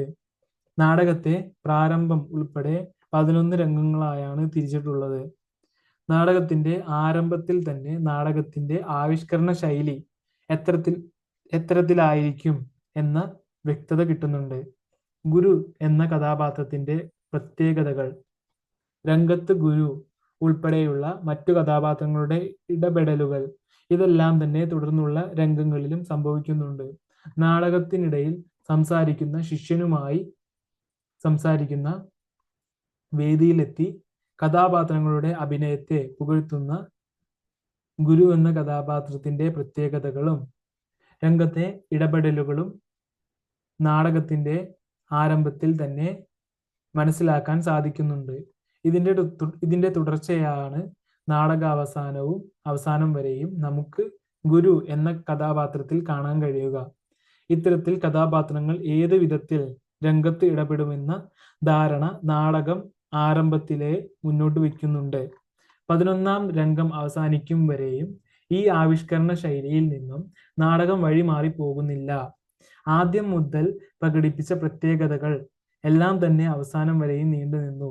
ഈ കാരണം കൊണ്ട് തന്നെയാണ് നാടകം എന്ന നിലയിൽ നിരവധി പ്രത്യേകതകൾ ഉള്ളപ്പോഴും ക്രൈം നാടകം അതിന്റെ രൂപഘടനയ്ക്കും രൂപഭദ്രതയ്ക്കും കോട്ടം തട്ടാതെ അംഗാംഗി പൊരുത്തത്തോടെ നിലനിൽക്കുന്നത്. നാടക നിഷേധപരമായ നാടകമാണ് CJ തോമസിന്റെ 1728 ക്രൈം 27. ആധുനിക നാടക തത്വങ്ങളുടെ അടിസ്ഥാനത്തിൽ പരിശോധിക്കുക. മലയാള നാടകത്തിന്റെ മുഖച്ഛായ തന്നെ മാറ്റിമറിച്ച നാടകകൃത്താണ് CJ തോമസ്. മലയാളത്തിന്റെ ശൈലീകൃത രീതികളെ ഉടച്ചു വാർക്കുകയും അതിനെ ചോദ്യം ചെയ്യുകയും ചെയ്ത CJയുടെ നാടകമാണ് 1728 ക്രൈം 27. CJ തോമസ് എന്ന നാടകകൃത്ത് ലോക നാടകവേദിയിൽ നിന്നും ഉൾക്കൊള്ളുകയും തന്റെ തന്നെ നാടക സങ്കല്പങ്ങളെ ചേർത്ത് നിർത്തിക്കൊണ്ടുമാണ് ക്രൈം നാടകത്തിന്റെ രചന നിർവഹിച്ചിരിക്കുന്നത്. സാമുവൽ ബെക്കറ്റ്, യൂജിൻ ഒനീൻ തുടങ്ങിയവരുടെ അസംബന്ധ നാടകങ്ങൾ, കാഫ്ക, കാമു തുടങ്ങിയവരുടെ അസ്തിത്വ ദർശനങ്ങൾ അടങ്ങിയ നോവലുകൾ, ബൃഹത്തോൾഡ് ബൃഹത്തിന്റെ എപ്പിക് തിയേറ്റർ, മൊണ്ടാഷ്, എബ്സ്ട്രാക്ഷൻ തുടങ്ങിയ ആധുനിക നാടക തത്വങ്ങളുടെ സ്വാധീനം ക്രൈം നാടകത്തിൽ കണ്ടെത്താൻ സാധിക്കുന്നതാണ്. പ്രവേശിക ഉൾപ്പെടെ 11 രംഗങ്ങളുള്ള നാടകത്തിനെ രണ്ട് വേദികളിലായിട്ടാണ് നാടകകൃത്ത് സജ്ജീകരിക്കുന്നത്.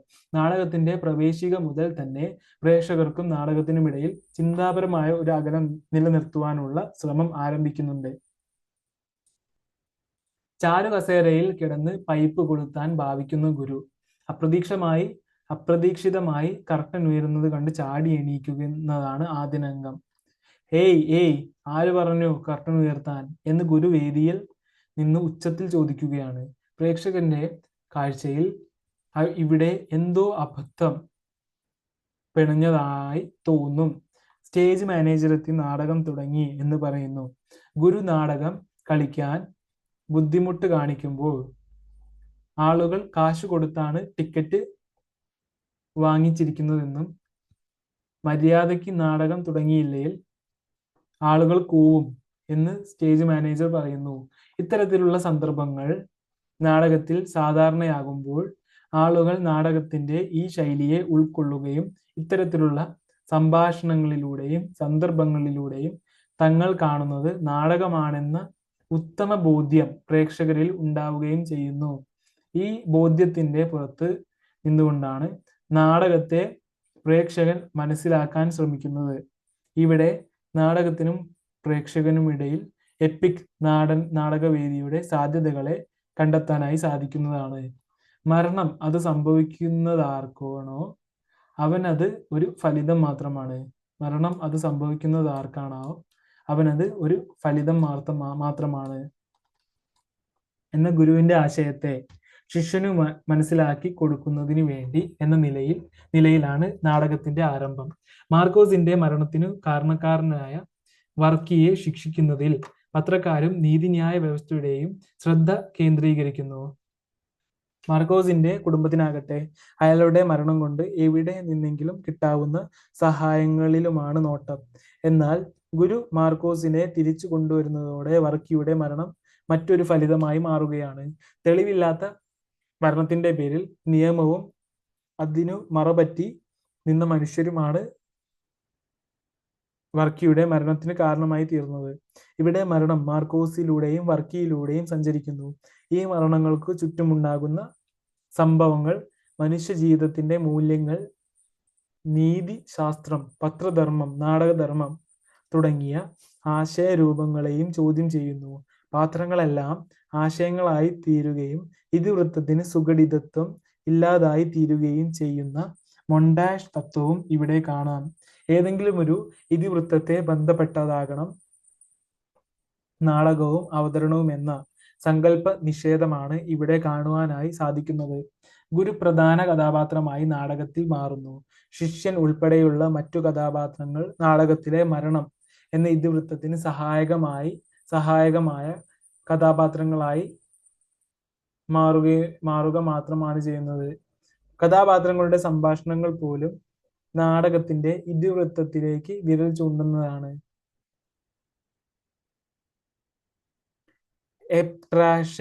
എബ്ട്രാഷ് എന്ന സങ്കേതം ഇവിടെ കാണുവാനായി സാധിക്കും. എബ്ട്രാഷൻ. ഓക്കെ. കഥാപാത്രങ്ങളും അവരുടെ പേരുകളും ഇല്ലാതാവുകയും ഇതിവൃത്തം ഒരു അന്തരീക്ഷം മാത്രമായി തീരുകയും ചെയ്യുന്നു. മാർക്കോസും വർക്കിയും കഥാപാത്രങ്ങൾ എന്നതിലുപരി മരണം എന്ന ആശയ പ്രപഞ്ചത്തെ ഉൾക്കൊള്ളുന്ന അന്തരീക്ഷം മാത്രമായാണ് നാടകത്തിൽ മാറുന്നത്. ഇത് തന്നെ പത്രപ്രവർത്തകരിലും കോടതി വ്യവഹാരങ്ങളിലും കാണാം. അവർ മാധ്യമധർമ്മത്തിന്റെയും നീതിന്യായ വ്യവസ്ഥയുടെയും അന്തരീക്ഷത്തെ സൃഷ്ടിക്കുകയാണ് ചെയ്യുന്നത്. ഇത്തരത്തിൽ ചട്ടക്കൂടുകളിൽ നിലകൊണ്ട നാടകത്തെ തന്നെ നിഷേധിക്കുന്ന നാടകത്തെയാണ് ക്രൈം നാടകത്തിൽ കാണാനായി സാധിക്കുന്നത്. ഇതിന് പിൻബലമായി മാറിയത് ആധുനിക നാടക സിദ്ധാന്തങ്ങളുമാണ്. മരിക്കുന്നവനെ സംബന്ധിച്ചിടത്തോളം മരണം ഒരു ഫലിതമാണെന്നും മറ്റുള്ളവർക്ക് പലതരം അനുഭവങ്ങളായേക്കാമെന്നും വ്യക്തമാക്കി തരുന്ന ഒരു നാടകമാണ് 1128 ക്രൈം 27. സി ജെ തോമസിന്റെ ക്രൈം നാടകം നാടക നിഷേധപരമായ ഒരു നാടകമാണ്. മരണം, മാധ്യമധർമ്മം, നീതിന്യായ വ്യവസ്ഥ എന്നിങ്ങനെയുള്ള കാലാവർത്തികളായ ഇതിവൃത്തത്തിലൂടെ കടന്നുപോകുന്ന നാടകം.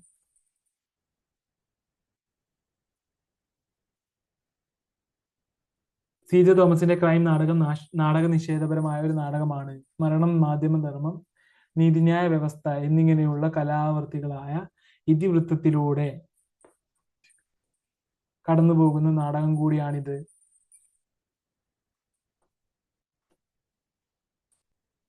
മരിക്കുന്നവനെ സംബന്ധിച്ചിടത്തോളം മരണം ഒരു ഫലിതമാണെന്നും മറ്റുള്ളവർക്ക് പലതരം അനുഭവങ്ങളായേക്കാമെന്നും വ്യക്തമാക്കി തരുന്നൊരു നാടകം കൂടിയാണ് 1128 ക്രൈം 27.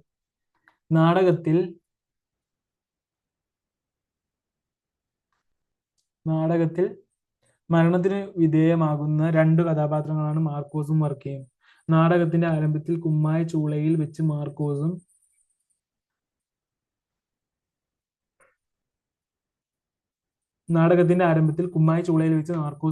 വർക്കിയും തമ്മിലുള്ള അടിപിടിക്കിടയിൽ മാർക്കോസ് കുമ്മായ ചൂളയിൽ വീണ് മരിക്കുന്നതാണ് കഥ. വർക്കി മാർക്കോസിന്റെ ഘാതകനായി പോലീസ് പിടിയിൽ അകപ്പെടുന്നു. മാർക്കോസിന്റെ മരണം നാടകത്തിൽ പത്രക്കാരിലും കോടതിയിലും അയാളുടെ കുടുംബത്തിലും വ്യത്യസ്തമായ അനുഭവങ്ങളെയാണ് സൃഷ്ടിക്കുന്നത്. മാർക്കോസിന്റെ മരണം പത്രക്കാർക്ക്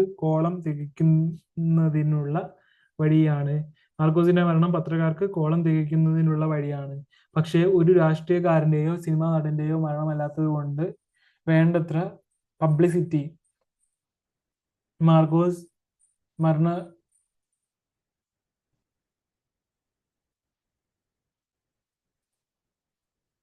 മാർക്കോസിന്റെ മരണം പത്രക്കാർക്ക് കോളം തിരിക്കുന്നതിനുള്ള വഴിയാണ്. പക്ഷേ ഒരു രാഷ്ട്രീയക്കാരന്റെയോ സിനിമാ നടന്റെയോ മരണമല്ലാത്തത് കൊണ്ട് വേണ്ടത്ര പബ്ലിസിറ്റി മാർക്കോസിന്റെ മരണവാർത്തയ്ക്ക് കിട്ടിയില്ലെന്ന് പത്രക്കാർ വിലയിരുത്തുന്നു. പത്രക്കാരെ സംബന്ധിച്ചിടത്തോളം മാർക്കോസിന്റെ മരണം ഒരു സാധാരണക്കാരന്റെ മരണമാണ്.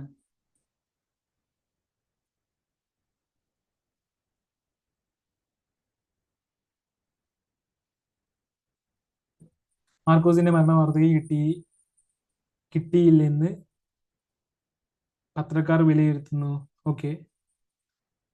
പക്ഷെ ഒരു രാഷ്ട്രീയക്കാരന്റെയോ സിനിമാ നടന്റെയോ മരണമല്ലാത്തത് കൊണ്ട് വേണ്ടത്ര പബ്ലിസിറ്റി മാർക്കോസിന്റെ മരണവാർത്തയ്ക്ക് കിട്ടിയില്ലെന്ന് പത്രക്കാർ വിലയിരുത്തുന്നു. പത്രക്കാരെ സംബന്ധിച്ചിടത്തോളം മാർക്കോസിന്റെ മരണം ഒരു സാധാരണക്കാരന്റെ മരണമാണ്. ആ മരണം കൊലപാതകം ആണെങ്കിൽ കൂടി അതിന് പ്രാധാന്യം ഇല്ല. ഇവിടെ മാർക്കോസിനെ സംബന്ധിച്ചിടത്തോളം ഇത്തരത്തിലുള്ള ചിന്തകളില്ല. അയാൾ കൊല്ലപ്പെട്ട വ്യക്തിയാണ്. അയാൾക്ക് തന്റെ ജീവിച്ചിരുന്ന കാലവുമായി ബന്ധമില്ല, കടപ്പാടുകളില്ല. അയാൾ മാത്രമാണുള്ളത്. ശരീരമില്ലാത്ത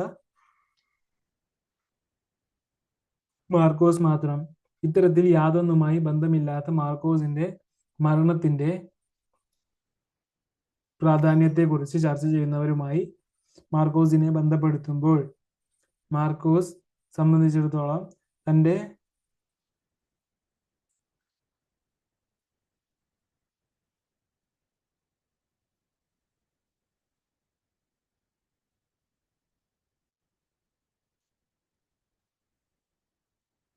ശരീരമില്ലാത്ത മാർക്കോസ് മാത്രം. ഓക്കെ. ഇത്തരത്തിൽ യാതൊന്നുമായി ബന്ധമില്ലാത്ത മാർക്കോസിന്റെ മരണത്തിന്റെ പ്രാധാന്യത്തെക്കുറിച്ച് ചർച്ച ചെയ്യുന്നവരുമായി മാർക്കോസിനെ ബന്ധപ്പെടുത്തുമ്പോൾ മാർക്കോസിനെ സംബന്ധിച്ചിടത്തോളം തന്റെ മരണം മറ്റുള്ളവർക്ക് എന്തൊക്കെയോ കാണിച്ചു കൂട്ടുന്നതിനുള്ള ഉപാധിയായി മാറുകയാണ്.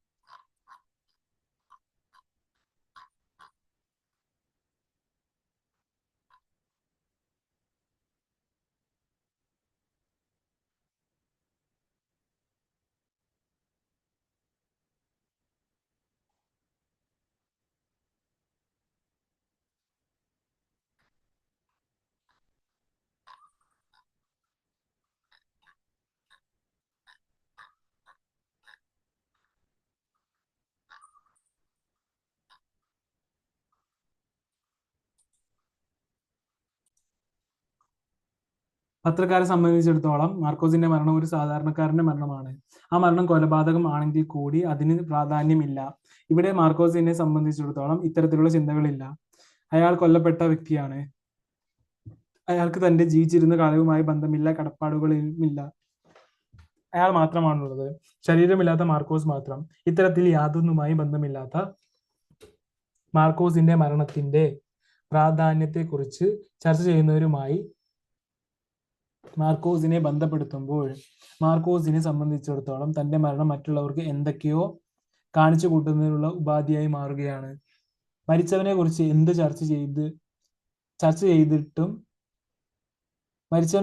ചർച്ച ചെയ്തിട്ടും അയാൾക്ക് വേണ്ടി എന്ത് ചെയ്തിട്ടും യാതൊരു ഫലവുമില്ല. അതൊരു പരിഹാസ പ്രവൃത്തി മാത്രമാണ്. ആ പരിഹാസം തന്നെയാണ് മാർക്കോസിന്റെ മരണം അയാളെ സംബന്ധിച്ച് ഒരു ഫലിതമാക്കി മാറുന്നത്. മരിച്ച മാർക്കോസിന് വേണ്ടിയാണ് വർക്കിയെ തൂക്കിലേറ്റാൻ നീതിന്യായ വ്യവസ്ഥ തീരുമാനിക്കുന്നത്. മരിച്ച മാർക്കോസിന് വർക്കി ജീവിച്ചിരുന്നാലും മരിച്ചാലും ലാഭവും നഷ്ടവുമില്ല.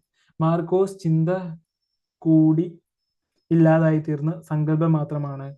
ഇവിടെ നീതിന്യായ വ്യവസ്ഥയുടെ പ്രവർത്തികളും പരിഹാസകരമായി മാറുന്നു. മാർക്കോസിന്റെ മരണം ഫലിതമായി മാറുന്നു. മാർക്കോസിന്റെ കുടുംബം മരിച്ചുപോയ ഒരുവന്റെ പേരിൽ കിട്ടാനുള്ള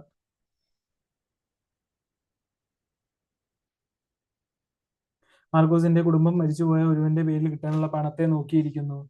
ഇതും പരിഹാസകരമായി മാറുകയാണ്. ഇത്തരത്തിൽ വർക്കിയുടെ മരണത്തിലും ചുറ്റുമുള്ള പരിഹാസങ്ങളെ കണ്ടെത്താൻ കഴിയും. മരിച്ച മനുഷ്യൻ ഒന്നിനും കഴിയാത്ത ഒരു സങ്കല്പമായി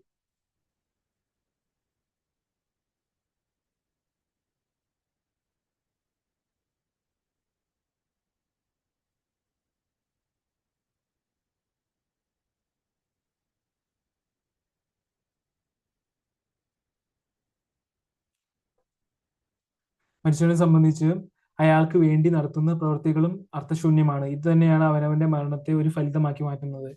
അവനെ ബന്ധപ്പെടുത്തി നടത്തുന്ന പ്രവൃത്തികൾ പരിഹാസകരമായി മാറുന്നതും. ജീവിതത്തെ പറ്റിയ ഗൗരവമായി ചിന്തിക്കുന്നവർക്ക് മരണത്തെ പറ്റിയും ചിന്തിക്കാതെ വയ്യ. മരണത്തെ ഭയപ്പെടേണ്ടതില്ലെന്ന് പഠിപ്പിക്കുന്ന മതങ്ങൾ മരണത്തെ നിസ്സാരവത്കരിക്കുകയും മുക്തിയുടെയും പ്രകാശത്തിന്റെയും അനുഭവങ്ങളിലേക്ക് വളർത്തുകയും ചെയ്യുന്നു. മരണാനന്തര ജീവിതത്തോട്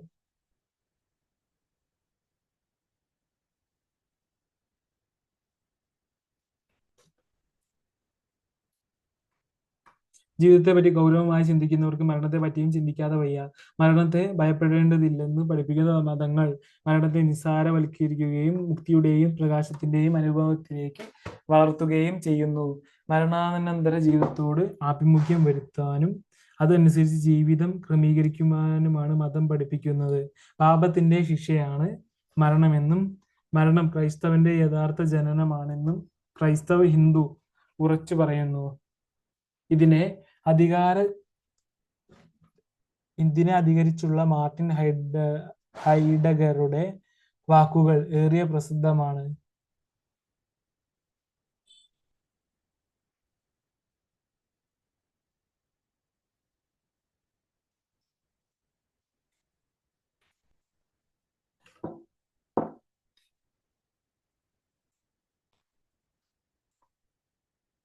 മനുഷ്യന് സ്വന്തം എന്ന് പറയാവുന്ന ഏകവസ്തു മരണമാണ്.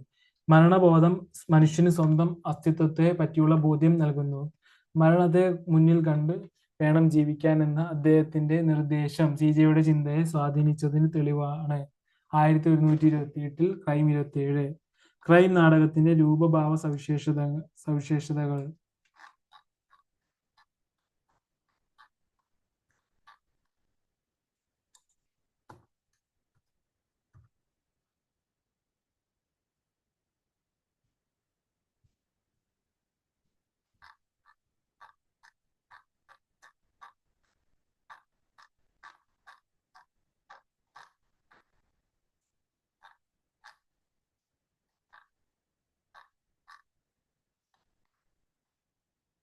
ക്രൈം നാടകത്തിന്റെ രൂപഭാവ സവിശേഷതകൾ.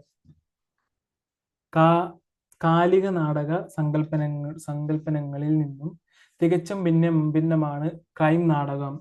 കാലിക നാടക സങ്കല്പനങ്ങളിൽ നിന്നും തികച്ചും ഭിന്നമാണ് ക്രൈം നാടകം.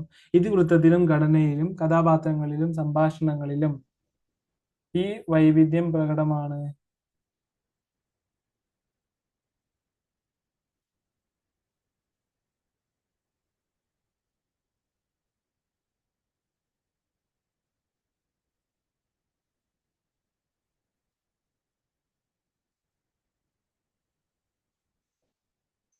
ക്രൈം നാടകത്തിന്റെ രൂപഭാവ സവിശേഷതകൾ.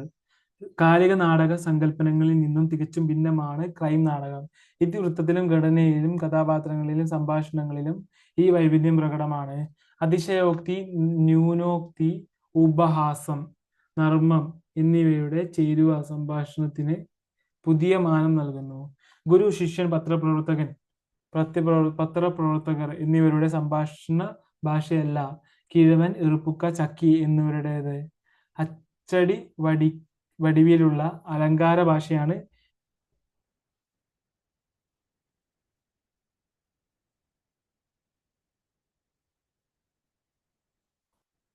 ഗുരു, ശിഷ്യൻ, പത്രപ്രവർത്തകർ എന്നിവരുടെ സംഭാഷണ ഭാഷയല്ല കിഴവൻ, ഇറുപ്പുക്ക, ചക്കി എന്നിവരുടേത്.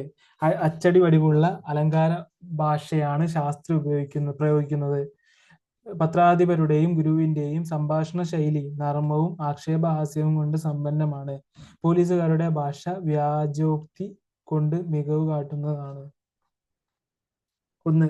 നീ മരിച്ചാൽ എനിക്ക് വലിയ വികാരങ്ങൾ ഉണ്ടായെന്ന് വരാം. നീ കൊള്ളരുതാത്തവനാണെങ്കിലും പക്ഷേ നിന്നെ സംബന്ധിച്ചിടത്തോളം അതൊരു നിസ്സാര സംഭവമാണ്. വെറും ഫലിതം. വെറും ഫലിതം. 2. എന്റെ മരണം കൊണ്ട് എനിക്ക് നഷ്ടമൊന്നും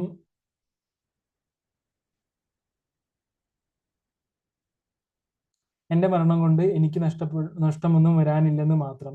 വല്ല നഷ്ടമുണ്ടെങ്കിൽ അത് നിങ്ങൾക്കാണ്. എനിക്ക് യാതൊരു സങ്കടത്തിന് അവകാശമില്ല. സങ്കടപ്പെടാൻ ഞാൻ ഉണ്ടായിരിക്കുകയില്ലല്ലോ. 3. അവനവന്റെ മരണത്തെപ്പറ്റി അവനവനുണ്ടാകേണ്ട വിചാരമാണ് ഞാൻ പറഞ്ഞത്. വെറും ഫലിതം. 4. നിയമത്തിന് മരണത്തിൽ താല്പര്യമില്ല. കൊലക്കേസിൽ മാത്രമേ ഉള്ളൂ. അത് മരിച്ചവനു വേണ്ടിയല്ല, ജീവിക്കുന്നവനു വേണ്ടിയാണ്. 5. ഒരു മരണത്തെ കൊണ്ട് മറ്റൊരു മരണത്തെ മറയ്ക്കാൻ കഴിയുമോ? അത് വ്യാമോഹമാണെന്നാണ് പറഞ്ഞത്.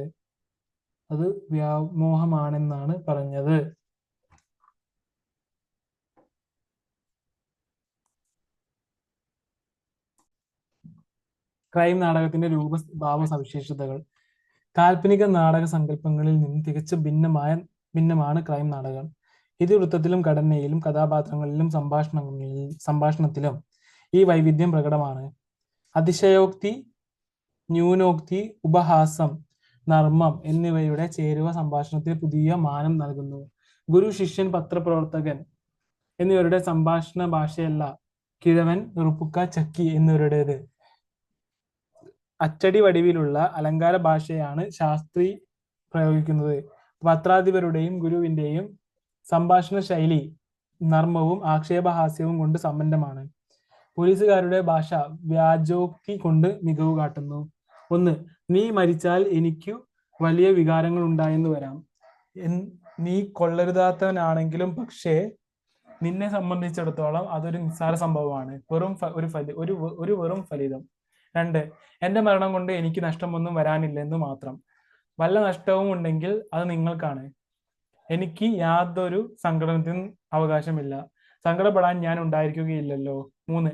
അവനവന്റെ മരണത്തെ പറ്റി അവനവനുണ്ടാകേണ്ട വിചാരമാണ് ഞാൻ പറഞ്ഞത്. വെറും ഫലിതം. 4. നിയമത്തിന് മരണത്തിൽ താല്പര്യമില്ല. കൊലക്കേസിൽ മാത്രമേ ഉള്ളൂ. അത് മരിച്ചവന് വേണ്ടിയല്ല, ജീവിക്കുന്നവന് വേണ്ടിയാണ്. 5.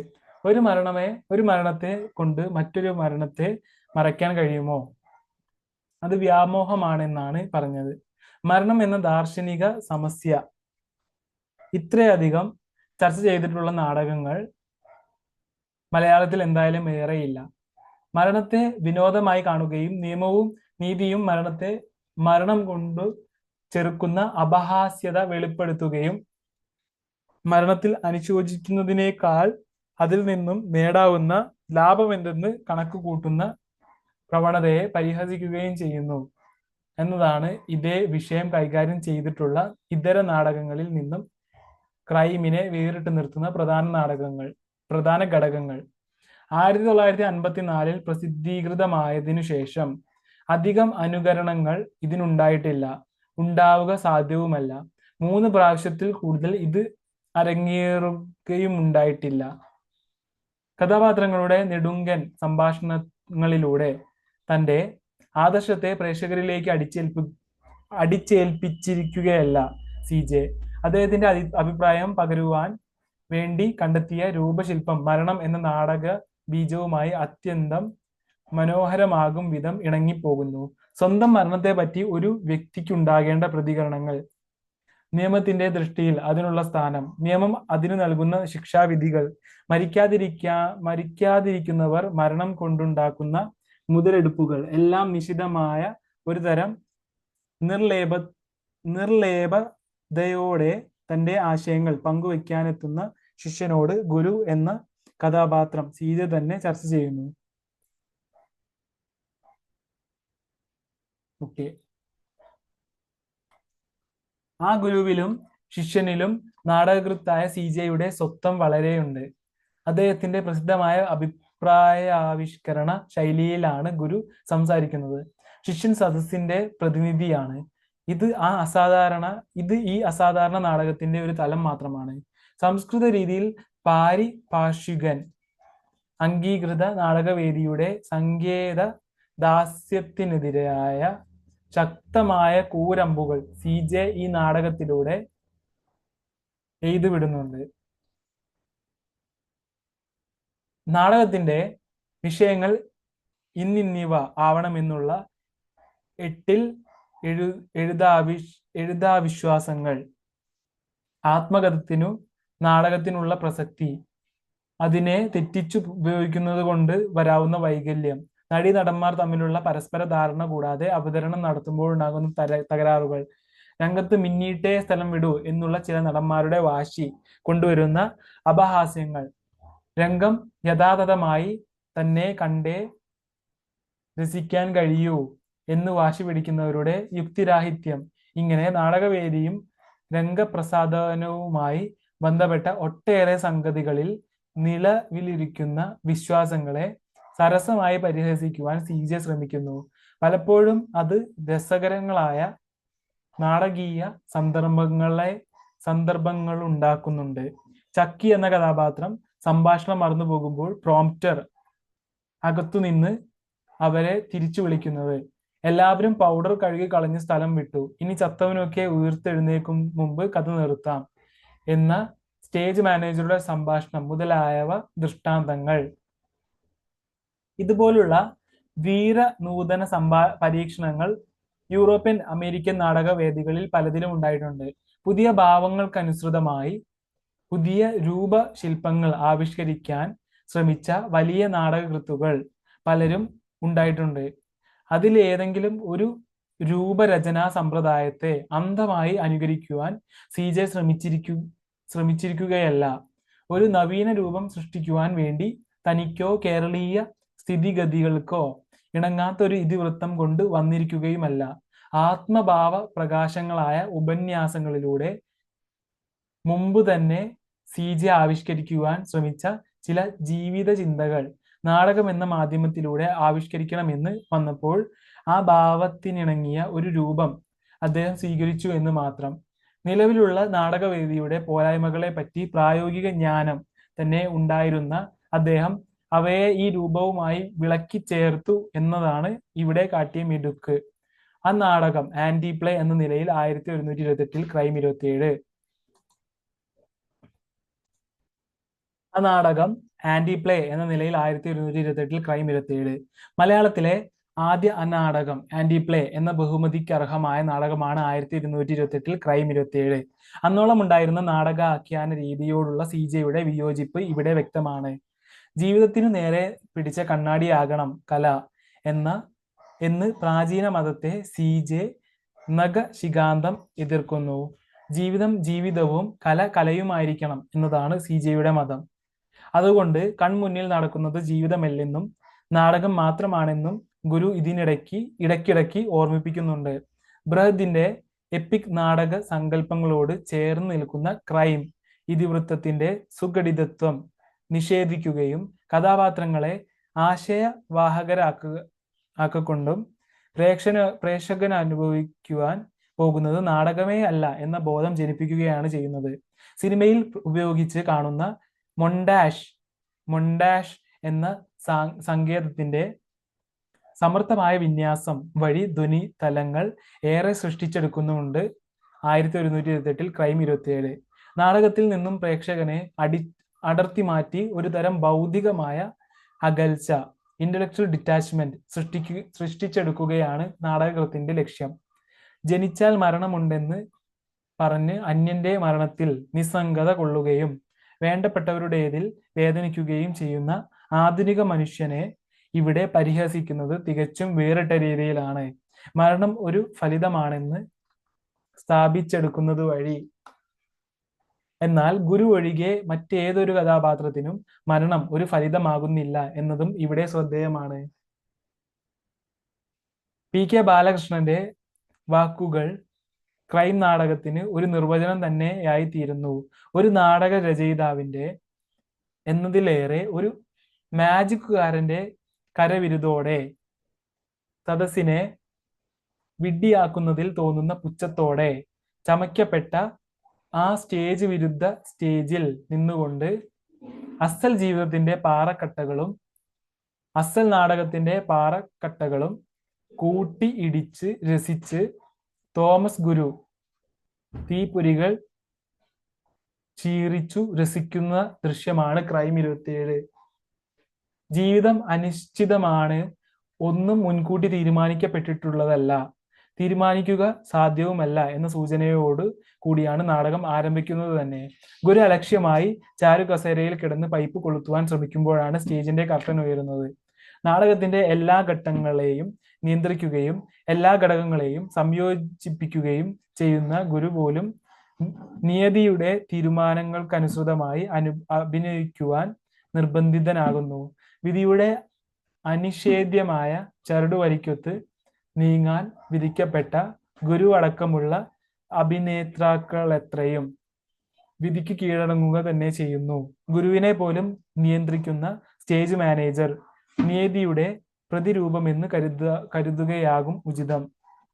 ഒരു മരണപ്പെട്ടവനുമായി നേരിട്ടോ അല്ലാതെയോ ബന്ധപ്പെട്ടവരിൽ ചെലുത്തുന്ന സ്വാധീനമാണ് ക്രൈം എഴുതാൻ CJയെ പ്രേരിപ്പിച്ചത്. ഇവാൻ ഇലിയച്ചിന്റെ മരണം എന്ന ടോൾസ്റ്റോയ് നോവലിലെ പ്രതിപാദ്യവും ഇതുതന്നെയാണ്. എന്നാൽ ഇരുവരും പ്രമേയത്തെ സമീപിക്കുന്ന രീതി തികച്ചും വ്യത്യസ്തമാണ്. ടോൾസ്റ്റോയ് CJയെ പോലെ മരണം എന്ന ഫലിതത്തെ നിഷേധവാദത്തിൽ നിന്നുയരെടുക്കുന്ന പരിഹാസത്തിന്റെ തീക്ഷ്ണതയോടെ മാത്രം അവതരിപ്പിക്കുകയല്ല ചെയ്തത്. ദുരന്തബോധത്തിന്റെ ആർദ്രമായ തീവ്രതയോടൊപ്പം പരിഹാസത്തിന്റെ മേമ്പൊടിയും വിതറി CJയിൽ നമ്മൾ കാണുന്നത്.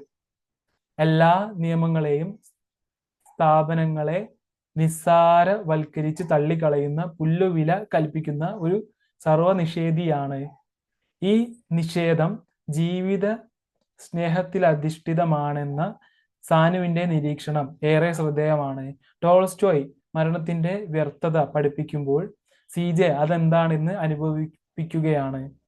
രാമകൃഷ്ണന്റെ ടെലിഫോൺ സംഭാഷണം ഇത്തരുണത്തിൽ പരാമർശിക്കപ്പെടേണ്ട ഒന്നാണ്. ഹ ഹ ഹ, കുമ്മായം നന്നായിരിക്കും.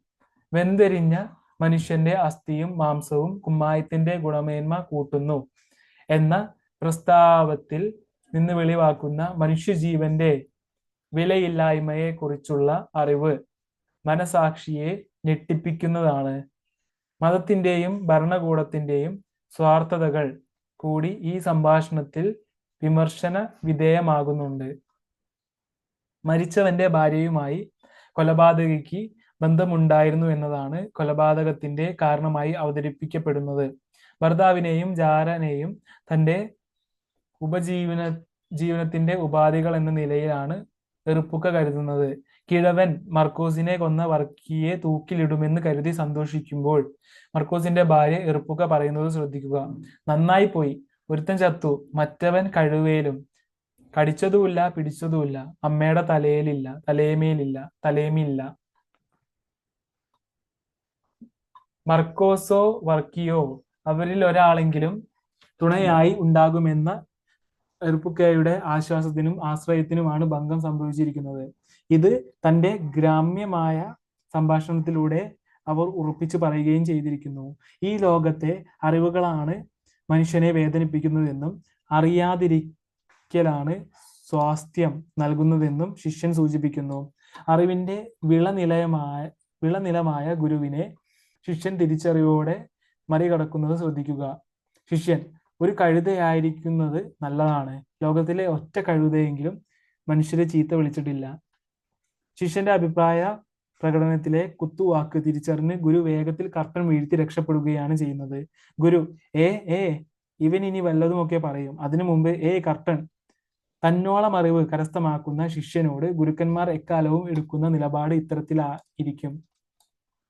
പോലീസുകാർ കോടതിയെ അവഗണിക്കുന്നതും ന്യായാധിപൻ ന്യായാസനത്തിലിരുന്ന് കുടവയറൻ എന്ന പദത്തിന് കുടന്ത, കൊടന്ത എന്നീ രൂപങ്ങളിൽ ഏതാണ് പ്രയോഗിക്കേണ്ടത് എന്നതിനെ പറ്റി ചിന്തിക്കുന്നതും ഭരണകൂടത്തിന്റെയും ജുഡീഷ്യറിയുടെയും അർത്ഥരാഹിത്യവും ദുർനടപ്പും വ്യക്തമാക്കുന്നു. മനുഷ്യന്റെ ജന്മമരണ വിഷയത്തെക്കുറിച്ച് വിഷയമില്ലായ്മ ചിന്തിക്കുന്ന CJയുടെ ചിന്തകൾ വെറും അന്തമല്ലെന്ന് ഇത്തരം സന്ദർഭങ്ങൾ തെളിയിക്കുന്നു. നീതിന്യായ വ്യവസ്ഥിതിയും രാഷ്ട്രീയവും എല്ലാം ഇവിടെ വിമർശന വിധേയമാക്കപ്പെട്ടിരിക്കുന്നു. ചുരുക്കത്തിൽ അയ്യപ്പ പണിക്കർ കുരുക്ഷേത്രത്തിൽ അവതരിപ്പിച്ചതിനു സമാനമായി അനേകം രാഷ്ട്രീയ, സാമൂഹിക, സാമുദായിക പ്രശ്നങ്ങളെ അവതരിപ്പിക്കുക വഴി രൂപം കൊള്ളുന്ന നാടകീയ സങ്കീർണത നാടകശില്പത്തിന് ശക്തി പകരുന്നതായി കാണാം. യാഥാർത്ഥ്യ പ്രതീതിക്ക് വിളംബമോ ഹാനിയോ തട്ടാതെ ജീവിതാവിഷ്കരണം നടത്തുകയാണ് നാടകധർമ്മം. അത് നിർബാധം നിർവഹിക്കണമെങ്കിൽ അവിശ്വാസ്യമായ പാത്രങ്ങളോ സംഭവങ്ങളോ സന്ദർഭങ്ങളോ നാടകത്തിൽ ഉണ്ടാകരുത് എന്നെല്ലാമാണ് നാടകത്തിന്റെ സാമാന്യമായ അലിഖിത നിയമങ്ങൾ. എന്നാൽ ഈ തത്വങ്ങൾക്കും ധാരണകൾക്കും വിരുദ്ധമായി നാം കണ്ടുകൊണ്ടിരിക്കുന്നത് നാടകം തന്നെയാണെന്ന് പലപ്പോഴും നമ്മെ ഓർമ്മിപ്പിക്കുന്ന കഥാപാത്രങ്ങളെയാണ് ക്രൈമിൽ നാം കണ്ടുമുട്ടുന്നത്. സത്യപ്രതീതി ഇടയ്ക്കിടെ ജനിപ്പിക്കുന്നുണ്ടെങ്കിൽ അതിനെ കൂടെ നശിപ്പിക്കുമാറ് ഈ കൃതി രചിച്ചിരിക്കുന്നു. എന്നിരുന്നാൽ പോലും പ്രസ്തുത കൃതിയിലെ രൂപഭാവ പൊരുത്തം കണ്ടില്ലെന്ന് നടിക്കാനാവില്ല. നമ്മുടെ ജീവിതത്തിൽ ആദരണീയങ്ങളെന്നും യാഥാർത്ഥ്യങ്ങളെന്നും വിശുദ്ധങ്ങളെന്നുമെല്ലാം നാം കരുതി പോരുന്ന ആചാരങ്ങളും സ്ഥാപനങ്ങളും വിശ്വാസങ്ങളുമൊക്കെ നികൃഷ്ടവും പൊള്ളയും നാറുന്നതുമാണെന്ന് സ്ഥാപിക്കുകയാണ് ഗ്രന്ഥകാരന്റെ ലക്ഷ്യം. ഈ മുഴുത്ത തമാശയെ പരിഹാസപൂർവം വെളിപ്പെടുത്തുവാൻ ഒരു നിസ്സാര സംഭവം തപ്പിയെടുത്ത് അത് നിവർത്തി പരത്തി അതിലൂടെ ലോകഗതിയാകെ കാണിച്ചു തരികയാണ് നാടകത്തിൽ. ചുരുക്കി പറഞ്ഞാൽ നാടകമേ ഉലകം എന്ന ആശയത്തെ അവതരിപ്പിക്കാൻ പുറപ്പെടുന്ന ഗ്രന്ഥകാരൻ സത്യങ്ങൾ എന്ന് തോന്നുന്ന പലതും അസത്യങ്ങളാണെന്ന് വിശ്വസിപ്പിക്കാൻ ശ്രമിക്കുമ്പോൾ സത്യപ്രതീതി സൃഷ്ടിക്കുകയല്ല വേണ്ടത്.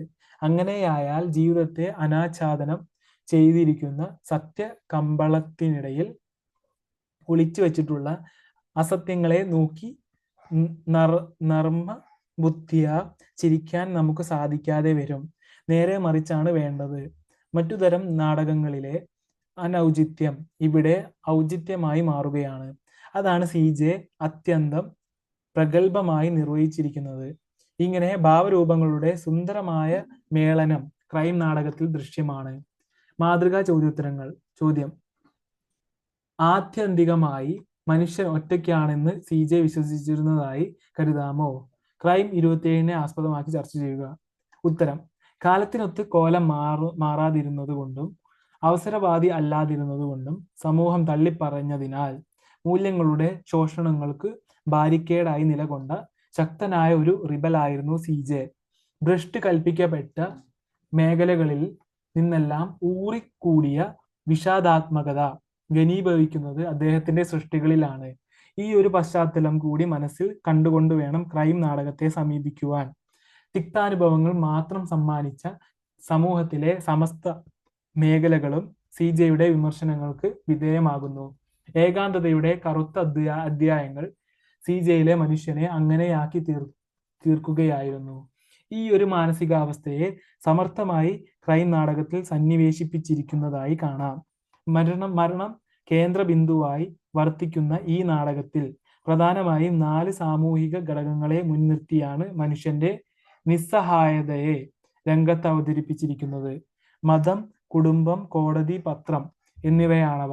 ഒരു മരണം സംഭവിക്കുമ്പോൾ ഈ ഘടകങ്ങളിൽ അവ എന്തെല്ലാം ചലനങ്ങളാണ് സൃഷ്ടിക്കുന്നത് എന്നതിന് പരോക്ഷ സൂചന കൂടി ഈ നാടകത്തിൽ നിന്ന് ലഭിക്കുന്നുണ്ട്. മതത്തെ സംബന്ധിച്ചിടത്തോളം ഒരു മരണം അതാത് മതങ്ങളുടെ അംഗസംഖ്യ കുറയ്ക്കുന്നതിന് മാത്രമേ പ്രയോജനപ്പെടുന്നുള്ളൂ. അല്ലാതെ ഒരു വ്യക്തിയുടെ അഭ്യുദയം, അതാണല്ലോ മതങ്ങളുടെ യഥാർത്ഥ ലക്ഷ്യം, കാംക്ഷിച്ചു കൊണ്ടല്ല ഒരു മതവും നിലകൊള്ളുന്നത്. കുടുംബ വ്യവസ്ഥിതിയിലാകട്ടെ ഗൃഹനാഥന് കുടുംബത്തെ മുന്നോട്ട് നയിക്കുന്നതിനാവശ്യമായ വരുമാനമുണ്ടെങ്കിൽ മാത്രമാണ് അവൻ മഹിമാനായി തീരുന്നത്. പണത്തിന്റെ അടിസ്ഥാനത്തിലാണ് ബന്ധങ്ങൾ നിർവചിക്കപ്പെടുന്നത് എന്ന് ചുരുക്കം. കോടതിയെ സംബന്ധിച്ചിടത്തോളം ദൈനംദിന വ്യവഹാരത്തിൽ ഒന്ന് മാത്രമാണ് കൊലപാതകം.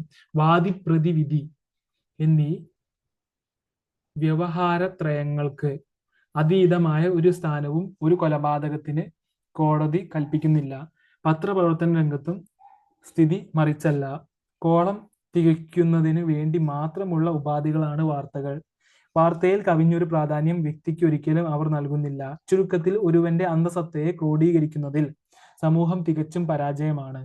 വ്യക്തിയിലുള്ളതുപോലെ തന്നെ സ്വാർത്ഥത നിറഞ്ഞ ഒരു ബദൽ സമൂഹവും രൂപപ്പെടുന്നു.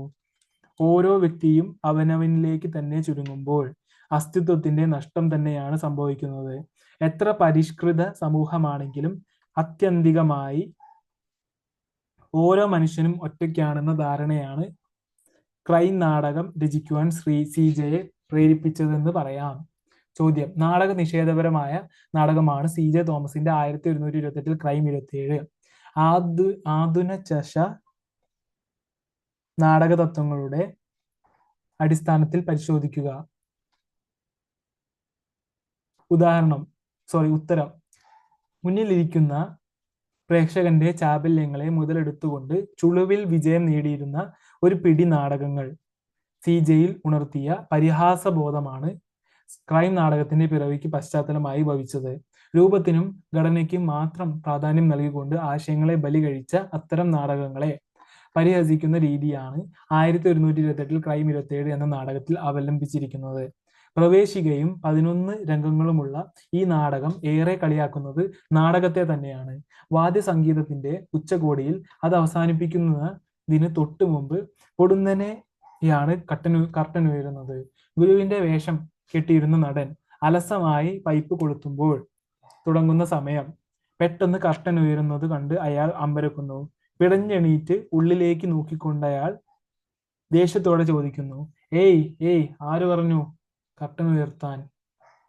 പിന്നിൽ കൂടി രംഗത്തു വരുന്ന സ്റ്റേജ് മാനേജറാണ് അതിൽ മറുപടി പറയുന്നത്. നാടകം തുടങ്ങി. താൻ പറയുമ്പോഴൊക്കെ നാടകം കളിക്കാൻ എനിക്ക് മനസ്സില്ല എന്നായിരുന്നു ഗുരുവിന്റെ മറുപടി. പ്രേക്ഷകരിൽ തന്നെയും ആശയക്കുഴപ്പം സൃഷ്ടിച്ചെടുക്കുവാൻ പോരുന്നതാണ് ഇത്തരം ഭാഷണങ്ങൾ. കഥാപാത്രങ്ങൾ രംഗം മറന്ന് ജീവിക്കുകയാണോ എന്ന സന്ദേഹം ഈ അവസരങ്ങളിൽ അസ്ഥാനത്തല്ല. തുടർന്ന് ഗുരു: കോപിച്ചാൽ എന്താണടാ, താൻ എന്നെ ശിക്ഷിക്കുമോ? വന്നിരിക്കുന്നു ഒരു നാടകക്കാരൻ, തനിക്ക് പോയി വല്ല മന്ത്രിയോ മറ്റോ ആയിക്കൂടെ? നാടകം നടത്തുന്നവനെ മന്ത്രിയാകുന്നവനോടാണ് ഉപമിച്ചിരിക്കുന്നത്. കൗശല പ്രയോഗത്തിനുള്ള സാമർഥ്യമല്ലാതെ മറ്റൊരു യോഗ്യതയും മന്ത്രിയാകുന്നതിന് ആവശ്യമില്ല. അതു തന്നെയാണ് അന്നത്തെ നാടകക്കാരുടെയും അവസ്ഥ. ജനത്തെ ആകർഷിക്കാനുള്ള വിദ്യ മാത്രമേ അവർക്ക് അറിയേണ്ടതുള്ളൂ. കൗശലപൂർവം അത് പ്രയോഗിച്ചാൽ മതി, നാടകം വിജയിക്കും. ആ സമ്പ്രദായത്തെ തുറന്നുകാട്ടി പരിഹസിക്കുവാനുള്ള പ്രയുക്തമായിട്ടാണ് നാടകത്തിലെ രംഗങ്ങൾ കൃത്രിമമാണെന്ന് ഇടയ്ക്കിടെ ഓർമ്മിപ്പിച്ചു കൊണ്ടിരിക്കുന്നത്. നാടകത്തിന്റെ അവസാന ഭാഗത്ത് മാർക്കോസ് എന്ന കഥാപാത്രത്തോട് മറ്റൊരു കഥാപാത്രമായ ശിഷ്യൻ പറയുന്നത് ഇങ്ങനെയാണ്: ഏയ് നിർത്ത്, തന്റെ ഭാഗം കഴിഞ്ഞു, ഇനി തനിക്ക് പോകാം. ഭാഗം കഴിഞ്ഞു എന്ന് പറയുന്നതിന്റെ അർത്ഥം അയാൾക്ക് അഭിനയിക്കാനുള്ള ഭാഗം കഴിഞ്ഞു എന്നാണ്. അപ്പോൾ മാർക്കോസ് ആരാണ്? അയാൾ നാടകത്തിലെ കഥാപാത്രമോ അതോ നടനോ? യാഥാർത്ഥ്യവും കൽപ്പനയും ഏതെന്ന് നിർണ്ണയിക്കാൻ സാധിക്കാത്ത രീതിയിലാണ് ഇത്തരത്തിൽ രംഗങ്ങൾ ക്രൈം നാടകത്തിൽ അവതരിപ്പിച്ചു കാണുന്നത്. നാടകം അവസാനിക്കുമ്പോഴും സ്റ്റേജ് മാനേജർ പ്രമാണിയായി രംഗത്തുണ്ട്. അയാൾ പറയുന്നു, എല്ലാവരും പൗഡർ കഴുകി കളഞ്ഞ് സ്ഥലം വിട്ടു. ഇനിയും ചത്തവരൊക്കെ ഉയർക്കുന്നതിന് മുമ്പ് കഥ നിർത്താം. അപ്പോൾ ശിഷ്യൻ അതിന്റെ തുടർച്ചയായി പറയുന്നു, ഓ ശരി, നമസ്കാരം, കർട്ടൻ. ഇതുപോലെ ഗതിക്കിടയിലും സംഭാഷണമുണ്ട്. അല്ലയോ ഈ നാടകം കാണുന്ന പ്രേക്ഷകരെ, ഇത് കേവലം നാടകം മാത്രമാണെന്ന് ഓർക്കുക എന്ന ആഹ്വാനം ഈ നാടകത്തിലുടനീളം മുഴങ്ങി കേൾക്കുന്നുണ്ട്. അതിനാൽ പ്രേക്ഷകർക്ക് നിസ്സംഗതയോടെ അരങ്ങിൽ നടക്കുന്നത് ആസ്വദിക്കാൻ കഴിയുന്നു. അകന്നു നിന്ന് മാനസികമായ അകലം ദീക്ഷിച്ചുകൊണ്ട് അവർക്ക് രംഗപ്രയുക്ത സംഭവങ്ങൾ ആസ്വദിക്കുവാൻ കഴിയുന്നു എന്നർത്ഥം. ബെർട്ടോൾഡ് ബ്രെറ്റ് എന്ന ജർമ്മൻ നാടകകൃത്തിന്റെ അന്യവൽക്കരണ സിദ്ധാന്തം ഈ നാടകത്തിന്റെ ആസ്വാദനത്തിന് ഇണങ്ങുന്നതാണ്. ഇവിടെ ആത്മവിസ്മൃതിക്ക് സ്ഥാനമില്ല. അരങ്ങിൽ നടക്കുന്നത് കുറച്ചു പേർ പഠിച്ചവതരിപ്പിക്കുന്ന നാടകമാണെന്ന ബോധം എപ്പോഴും പ്രേക്ഷകനായ ആസ്വാദകനിൽ നിലനിൽക്കുന്നു. അതിനാൽ അരങ്ങിൽ നടക്കുന്ന സംഭവങ്ങൾക്കനുസരണമായി അയാൾ വിവിധ സ്തോഭങ്ങൾക്ക് വിധേയനാകുന്നില്ല. ചിന്താശേഷി മരവിക്കാത്ത അവസ്ഥയിൽ അയാൾക്ക് അരങ്ങിലെ ക്രിയകളെ വിമർശന ബുദ്ധിയോട് കൂടി ആസ്വദിക്കുവാനും കഴിയുന്നു. ഈ രീതി അവലംബിക്കുന്നതിനോടൊപ്പം ഇതനുസരിച്ചുള്ള ആസ്വാദനമാണ് മികച്ചതെന്ന് കൂടി അന്യവൽക്കരണ സിദ്ധാന്ത പക്ഷക്കാർ വാദിക്കുന്നു.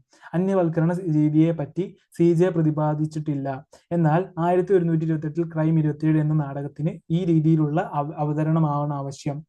അരങ്ങിൽ അവതരിപ്പിക്കപ്പെടുമ്പോഴും സ്വകാര്യതയിൽ ഇരുന്ന് വായിക്കുമ്പോഴും മാനസികമായ അകലം ദീക്ഷിച്ചുകൊണ്ട് ആസ്വദിക്കാവുന്ന ഘടനയാണ് ഇതിനുള്ളത്. ഒരു ഹാസ്യ നാടകമാണെന്ന് കരുതുവാൻ ഈ പ്രത്യേക ഘടന പലരെയും പ്രേരിപ്പിക്കുന്നു. ചുരുക്കത്തിൽ എല്ലാവിധ തത്വങ്ങൾക്കതീതമായോ അവയെ വെല്ലുവിളിച്ചുകൊണ്ടോ ആണ് 1128 ക്രൈം 27 എന്ന നാടകത്തിന്റെ അസ്തിത്വം. ചോദ്യം: 1128 ക്രൈം 27 ആധാരപ്പെടുത്തി എല്ലാ ചോദ്യങ്ങൾക്കും ഉത്തരം എഴുതുക. എ. മരണം ഒരു തമാശയാണെന്ന് പത്രമാഫീസിലെ സീൻ ഉപയോഗിച്ച് തെളിയിക്കുക. എ. ആധുനിക കാലത്ത് ഏറ്റവും വിപണന മൂല്യമുള്ള ഒരു പ്രസ്ഥാനമായി മാറിക്കഴിഞ്ഞിരിക്കുകയാണ് പത്രപ്രവർത്തന രംഗം. വാർത്താ ചരക്കുകൾ അർഹിക്കുന്നതിനുമധികം പ്രചാരത്തോടെ വിറ്റുപോകുന്നതും അതിപ്രധാനമായ വസ്തുതകൾ നിമിഷങ്ങളുടെ ആയുസ്സോടെ മാത്രം വെന്തൊടുങ്ങുന്നതും നാം ദൈനംദിന കണ്ടുകൊണ്ടിരിക്കുകയാണ്. കാലത്തെ മുൻകൂട്ടി കണ്ട CJ വരാനിരിക്കുന്ന ജീവിത അധപ്പതനത്തെ പലപ്പോഴും പ്രവചിച്ചിരിക്കുന്നതായി കാണാം. വ്യവസ്ഥിതിയോടുള്ള തന്റെ എതിർപ്പിനെ പ്രദർശിപ്പിക്കുന്നതിനു വേണ്ടി അദ്ദേഹം കണ്ടെത്തിയ ഏറ്റവും ശക്തമേറിയ ഉപാധികളായി അദ്ദേഹത്തിന്റെ രചനകളെ കാണാം. എത്ര വേദാന്തങ്ങൾ പറയപ്പെടുന്നുണ്ടെങ്കിലും ജീവിതത്തിന്റെ നശ്വരതയിൽ ആശ്വാസം കണ്ടെത്തുവാൻ ശ്രമിച്ചാലും ഒരുവനെ സംബന്ധിച്ചിടത്തോളം അവന്റെ മരണം തത്വങ്ങൾക്കതീതവും ഭീകരവുമാണ്. എന്നാൽ നാടകത്തിൽ മരണം ഏറ്റവും വലിയ പ്രഹസനമായി ആവിഷ്കരിക്കപ്പെടുന്നു. എക്സ്ക്ലൂസീവ്സിനു വേണ്ടി മാത്രം അനുവദിക്കപ്പെടുന്ന പത്രങ്ങളെ സംബന്ധിച്ചിടത്തോളം കുമ്മായച്ചൂളയിൽ നടന്നു എന്ന് പറയപ്പെടുന്ന മാർക്കോസിന്റെ കൊലപാതകം ഡബിൾ കോളത്തിന് പറ്റുകയില്ല. കൊല്ലണമെങ്കിൽ വല്ല സിനിമാ താരത്തെയോ കോടീശ്വരനെയോ കൊല്ലണം, എന്നാലേ ന്യൂസ് വാല്യൂ ഉള്ളൂ. അവിടെ നടന്നത് അവരെ സംബന്ധിച്ചിടത്തോളം ഒരു ദരിദ്രവാസി രണ്ടാമതൊരു ദരിദ്രവാസിയെ കൊല്ലുന്നു എന്നത് മാത്രമാണ്. ശവത്തൂക്കം ന്യൂസുകൾ മാത്രമാണവ. എക്കാലത്തും മനുഷ്യനെ മതിച്ചിരുന്ന മരണം എന്ന മഹാവ്യത ഇവിടെ കേവലം വാല്യൂ ഇല്ലാത്ത ന്യൂസ് മാത്രമായി തീരുന്നു. ഉപഭോഗ സംസ്കാരത്തിന്റെ അതിപ്രസരത്തിൽ സംഭവിച്ച യാഥാർത്ഥ്യങ്ങളുടെ യാന്ത്രികവൽക്കരണം CJയുടെ ക്രൈം നാടകത്തിന്റെ മൂർത്ത രൂപം പ്രാപിക്കുന്നതായി കാണാം. നിമിഷ നേരം കൊണ്ട് ചിരിച്ചു തള്ളി കളയുവാനുള്ള കോളം തികയ്ക്കുവാനുള്ള ഒരു SMS ജോക്കിനു സമാനമാണ്. ഈ വാർത്താ ഫാക്ടറിയെ സംബന്ധിച്ചിടത്തോളം മരണങ്ങൾ ഒരു ഫലിതമായി ആവിഷ്കരിക്കപ്പെടുമ്പോഴും CJയിലെ സാമൂഹിക വിമർശകൻ ശകാരിച്ചുകൊണ്ട് വിമർശന ശരങ്ങൾ തൊടുക്കുന്നതായി കാണാവുന്നതാണ്. Okay, question B. കോടതി രംഗത്തെ ആധാരമാക്കി മരണം ഒരു തമാശയാണെന്ന് തെളിയിക്കുക. ബി. കേസിനാസ്പദമായ സംഭവത്തിന്റെ നിജസ്ഥിതി ബോധ്യപ്പെടുത്തുന്നതിനും കുറ്റം ചെയ്തവർ വെളിച്ചത്ത് വരുന്നതിനുമാണ് സാധാരണയായി ഒരാൾ കോടതിയെ സമീപിക്കാറുള്ളത്. അതിദുർഘടങ്ങളായ കോടതി വ്യവഹാരങ്ങളെ അതിജീവിച്ചാണെങ്കിലും നീതി നടപ്പാകണമെന്ന മൗലിക അവകാശം കൂടിയാണത്. അതുകൊണ്ട് തന്നെ അതിന്റെ ഗൗരവം ഊഹിക്കാവുന്നതേയുള്ളൂ. എന്നാൽ ഇവിടെ സംഭവിക്കുന്നത് തികച്ചും വിചിത്രമാണ്. സാക്ഷിയുടെ മൊഴി തന്നെ പരിഗണിക്കുമ്പോൾ ഒരു മനുഷ്യന്റെ ജീവനേക്കാൾ പ്രധാനം നീറ്റുകയൊക്കെയാണെന്ന് വരുന്നു. ഇത്തരത്തിൽ അനേകം സന്ദർഭങ്ങളിൽ കോടതിയിലെ സംഭാഷണങ്ങൾ തികച്ചും അവ്യവസ്ഥ സൃഷ്ടിക്കുകയാണ്. നേരം പോക്കുന്നതിനുള്ള കോടതി മുറിയിലെ ഉപാധികൾ മാത്രമായി തീരുന്നു കൊലക്കേസും മറ്റും. പ്രതിവക്കീൽ മാർക്കോസ് ചൂളയിൽ വീണപ്പോൾ സാക്ഷി മുഴുവനും തവിട് പൊടിയായി പോകും. ഓക്കെ, മറ്റൊരു വിചിത്രമായ ചിത്രം 10ാം രംഗത്തിൽ ആവിഷ്കരിക്കപ്പെട്ടിട്ടുള്ളതാണ്. ജഡ്ജിയും വക്കീലന്മാരും പ്രതിയും കൂട്ടുപ്രതിയുമായി മാറേണ്ടി വരുന്നു. ഗുരു ജഡ്ജിയായും ചക്കി വക്കീലായും അവതരിക്കുന്നു.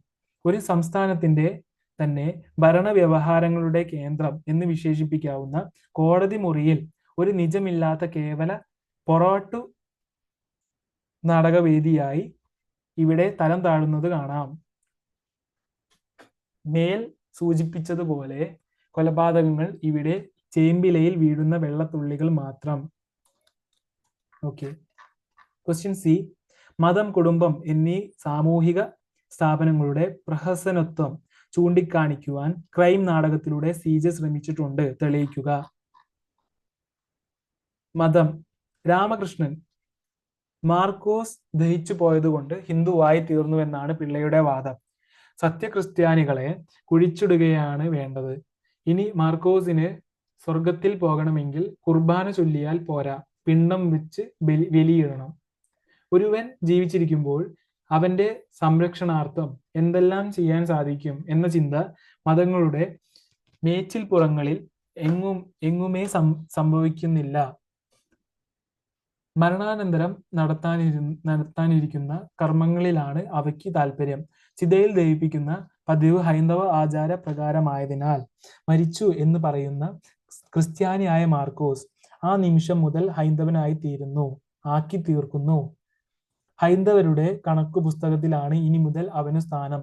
കാലത്തെയും സമൂഹത്തെയും വിമർശന ബുദ്ധിയാ വീക്ഷിക്കുന്ന ധിഷണശാലിയുടെ വീക്ഷണമാണ് ഇവിടെ കാണുവാൻ കഴിയുന്നത്. മതവും സംസ്കാരവുമെല്ലാം അനുനിമിഷം ദുർഗതിയെ നേരിടുന്നു എന്ന് അല്പം അതിശയോക്തി കലർത്തി സി.ജെ ഇവിടെ ആവിഷ്കരിക്കുന്നു. കുടുംബം. കൂടുമ്പോൾ ഇമ്പമുണ്ടാകുന്നതാണ് കുടുംബം. കുടുംബത്തിലെ അംഗങ്ങളെല്ലാം തന്നെ സാഹോദര്യത്തോടും സഹവർത്തിത്വത്തോടും കൂടി അനുവർത്തിക്കുമ്പോൾ മാത്രമേ കുടുംബം എന്ന സങ്കല്പം അതിന്റെ ലക്ഷ്യപ്രാപ്തിയിൽ എത്തുന്നുള്ളൂ. എന്നാൽ കുമ്മായ ചൂളയിൽ നിന്നും നഷ്ടപരിഹാര തുകയുമായി മർക്കോസിന്റെ വീട്ടിലെത്തിയ ശാസ്ത്രിയോടുള്ള മർക്കോസിന്റെ അച്ഛന്റെ കിഴവൻ പ്രതികരണം ജുഗുപ്സാവഹമാണ്. ഇടി കിട്ടിയത് മേടിക്കാമേലാർന്നോ, പിന്നെ പോരാന്ന് പറയാമേലേ, ഏതായാലും ഞാനൊരു കൈ നോക്കട്ടെ. സ്വന്തം മകന്റെ മരണത്തിൽ ലഭിക്കുന്ന നഷ്ടപരിഹാര തുകയ്ക്ക് പോലും കണക്കു പറയാൻ മാത്രം അധപ്പതിച്ചു പോയ വീക്ഷണത്തിനുടമയാണ് മാർക്കോസിന്റെ അച്ഛൻ. മകന്റെ നിര്യാണത്തിൽ സഹതപിക്കുകയും വേദനിക്കുകയും ചെയ്യേണ്ട പിതാവെവിടെ? ആശ്വാസത്തുക കൈപ്പറ്റുന്നതിൽ വിലപേശുന്ന വെറും തന്തയെവിടെ? കണക്കു പറഞ്ഞ് തുക കൂടുതൽ മേടിക്കുവാൻ ശ്രമിക്കുന്നതിൽ മാർക്കോസിന്റെ ഭാര്യയായ എറുപ്പുക്കയും ഒട്ടും മോശമല്ലെന്നു കാണാം. മാർക്കോസിന്റെ അച്ഛന്റെ മറ്റൊരു ഭാഷണം ഇങ്ങനെയാണ്. മരിച്ചവനെ ജനിപ്പിച്ചവനിവിടെ ഇരിക്കുമ്പോഴാ അവന്റെ കെട്ടിയോള്. മരണാനന്തരം ലഭിക്കാനിരിക്കുന്നതും പങ്കുപറ്റുന്നതിനും വീതം വയ്ക്കുന്നതിനുമുള്ള ഉപാധി മാത്രമായി തീരുകയാണ് ഇവിടെ ബന്ധങ്ങൾ. രക്തബന്ധം മുതലായ പദങ്ങൾ ആലങ്കാരികമായി പ്രയോഗിക്കുന്ന കേവല വാചാടോപങ്ങൾ മാത്രമായി തീരുന്നു. മതം, കുടുംബം, കോടതി, പത്രപ്രവർത്തന രംഗം തുടങ്ങിയ മേഖലകളിലെ കേവല പ്രഹസന പരത സി.ജെയുടെ ഹൃദയത്തെ വേദനിപ്പിച്ചതിൽ നിന്നും ഉരുവം കൊണ്ടതാണ് ക്രൈം. പൂജ്യം സ്ഥാപനങ്ങൾ എന്ന് വിളിക്കപ്പെടുന്ന ഇത്തരം സ്ഥാപനങ്ങളുടെ പ്രവർത്തനങ്ങൾക്ക് പിന്നിലെ യാഥാർത്ഥ്യങ്ങൾ ഇവിടെ വെളിച്ചം കാണുന്നു. അടുത്ത ചോദ്യം, അസ്മാദൃശൻ മാർക്കൂസ് തൊഴിലാളിയുടെ അന്ത്യകാലങ്ങളിലെ വേതനവുമായി ആഗതനായിരിക്കുകയാണ്. കലിവർഷം 1128 കുംഭമാസം 16-ാം തീയതിയിലെയും 17-ാം തീയതിയിലെയും കൂലികൾ 1128 ക്രൈം 27 പോലൊരു നാടകത്തിൽ ഇത്തരമൊരു കൃത്രിമ സംഭാഷണ രീതിയുടെ ഔചിത്യം എന്ത്? ഓക്കെ, സമാന്തര നാടകങ്ങളിൽ ആവർത്തിച്ചു പോന്നിരുന്ന സൂത്രവാക്യങ്ങളോട് CJക്കുള്ള വിരക്തിയുടെ ആകെത്തുകയാണ് 1228 ക്രൈം 27. ആധുനിക നാടക തത്വങ്ങളുടെ സുഘടിതത്വം അതുകൊണ്ട് തന്നെ ഈ നാടകത്തിൽ മനഃപൂർവ്വം ഉപേക്ഷിച്ചിരിക്കുന്നു. ഔചിത്യപൂർണങ്ങളായ സംഭാഷണങ്ങളാണ് നാടകങ്ങളുടെ യഥാർത്ഥ ജീവൻ. ഉയരുന്നു യവനിക പോലുള്ള നാടകങ്ങളെ കുറിച്ചുള്ള ആധികാരിക ഗ്രന്ഥങ്ങൾ രചിച്ചിട്ടുള്ള CJക്ക് ഈ വസ്തുത നന്നായി തന്നെ അറിയാം. ഗതികത്വത്തെക്കാൾ നവനവോലേഖ കൽപ്പനകളിൽ ശ്രദ്ധിക്കേണ്ട യഥാർത്ഥ കലാകാരന്റെ ധർമ്മവും മർമ്മവും അറിഞ്ഞുള്ള പ്രയോഗമാണ് ഈ നാടകത്തിൽ കാണുവാൻ കഴിയുന്നത്. രംഗാവതരണത്തിലും കഥാപശ്ചാത്തലത്തിലും സംഭാഷണ വിന്യസനത്തിലുമുള്ള ഈ പുതുവഴികൾ മലയാളത്തെ സംബന്ധിച്ചിടത്തോളം അന്നോളവും അപരിചിതമായിരുന്നു. ഈ നാടകത്തിൽ പ്രയോഗിച്ചിരിക്കുന്ന സംഭാഷണത്തിന്റെ വൈവിധ്യങ്ങളിലേക്ക് കടക്കുമ്പോൾ ശാസ്ത്രി എന്ന കഥാപാത്രത്തിന്റെ സംഭാഷണം പ്രത്യേക പരാമർശമർഹിക്കുന്നു. ഇതര പാത്രങ്ങളെ പരിഹസിക്കുന്നതും അച്ചടി ഭാഷയിലുള്ളതുമായ സംഭാഷണവുമാണ് അദ്ദേഹത്തിന്റെ എടുത്തു പറയേണ്ട പ്രത്യേകതകൾ. മേൽ സൂചിപ്പിച്ചതുപോലെ സംഭാഷണമാണ് നാടകത്തിന്റെ ജീവൻ എന്നിരിക്കെ കഥാസന്ദർഭത്തിന് ഒരിക്കലും ഇണങ്ങാത്ത ഇത്തരം ഭാഷണങ്ങൾ നാടകത്തിൽ കടന്നു വരുമ്പോൾ അതിന്റെ ഔചിത്യത്തെക്കുറിച്ച് ചിന്തിക്കേണ്ടതുണ്ട്. കുമ്മായച്ചൂളയിലെ പ്രവർത്തകനായ മാർക്കോസിന്റെ കൊലപാതകത്തെ തുടർന്ന് ശമ്പള കുടിശ്ശിക അയാളുടെ വീട്ടുകാരെ ഏൽപ്പിക്കുവാൻ എത്തിയതാണ് ശാസ്ത്രികൾ. തികച്ചും നിരക്ഷരരായ ഇറുപ്പുക്കയോടും മാർക്കോസിന്റെ പിതാവിനോടും സംസ്കൃതം കലർന്നതും സാഹിത്യത്തിന്റെ അതിപ്രസരമുള്ളതുമായ വാക്യങ്ങൾ പ്രയോഗിക്കുന്നത് തികച്ചും അബദ്ധമാണ്. ശാസ്ത്രി തന്റെ പാണ്ഡിത്യം സൂചിപ്പിക്കുവാനാണ് ഇത്തരം പ്രയോഗങ്ങൾ നടത്തിയിരിക്കുന്നത്. ഇത് തികച്ചും ആണെന്ന് ഇറുപ്പുക്കായുടെയും കിഴവന്റെയും പ്രതികരണം തെളിയിക്കുന്നു.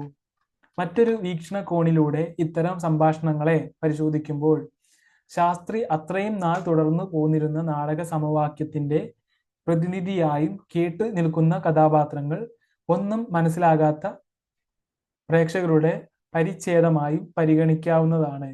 കൃത്രിമത്വവും അതിദൈർഘ്യവും കലർന്ന ഇത്തരം ഭാഷണങ്ങളിൽ മനസ്സിലായില്ലെങ്കിൽ പോലും ആവേശഭരിതരാവുകയും കൈയടിക്കുകയും ചെയ്തിരുന്ന പ്രേക്ഷകർക്ക് തങ്ങളിലേക്ക് തന്നെ നോക്കുന്നതിന് ഇവ അവസരമൊരുക്കുന്നു. ശാസ്ത്രിയുടെ ഭാഷണത്തിൽ മാത്രമല്ല, അഭിഭാഷകരുടെയും അതുപോലെ തന്നെ വർക്കിയുടെ ആത്മകഥകളിലും ഇത്തരം കല്ലുകടികൾ നമുക്ക് അനുഭവപ്പെടുന്നുണ്ട്. കഥാപാത്രങ്ങൾക്ക് യോജിക്കാത്ത ഇത്തരം ഭാഷണങ്ങൾ നാടകത്തിൽ എത്രമാത്രം അരാജകത്വം സൃഷ്ടിക്കുന്നു എന്ന് മനസ്സിലാക്കി തരികയായിരുന്നു ഇത്തരം സംഭാഷണങ്ങളിലൂടെ CJയുടെ ഉദ്ദേശം എന്ന് വ്യക്തമാകുന്നു. ഓക്കെ, നമ്മൾ 1128 ക്രൈം 27 എന്ന പാഠഭാഗത്തിലെ ക്വസ്റ്റ്യൻസും അതേപോലെ പാഠഭാഗവും ചർച്ച ചെയ്തിരിക്കുന്നു. അടുത്ത വീഡിയോയിൽ നമ്മൾ ഭാരത പര്യടനം, കുട്ടിക്കൃഷ്ണൻ മാരാരുടെ ഭാരത പര്യടനം എന്ന പാഠഭാഗത്തിലെ ചോദ്യങ്ങളും അതുപോലെ പാഠഭാഗവും ചർച്ച ചെയ്യുന്നതാണ്. Thank you so much for listening me. Will see you next class. Thank you very much. By.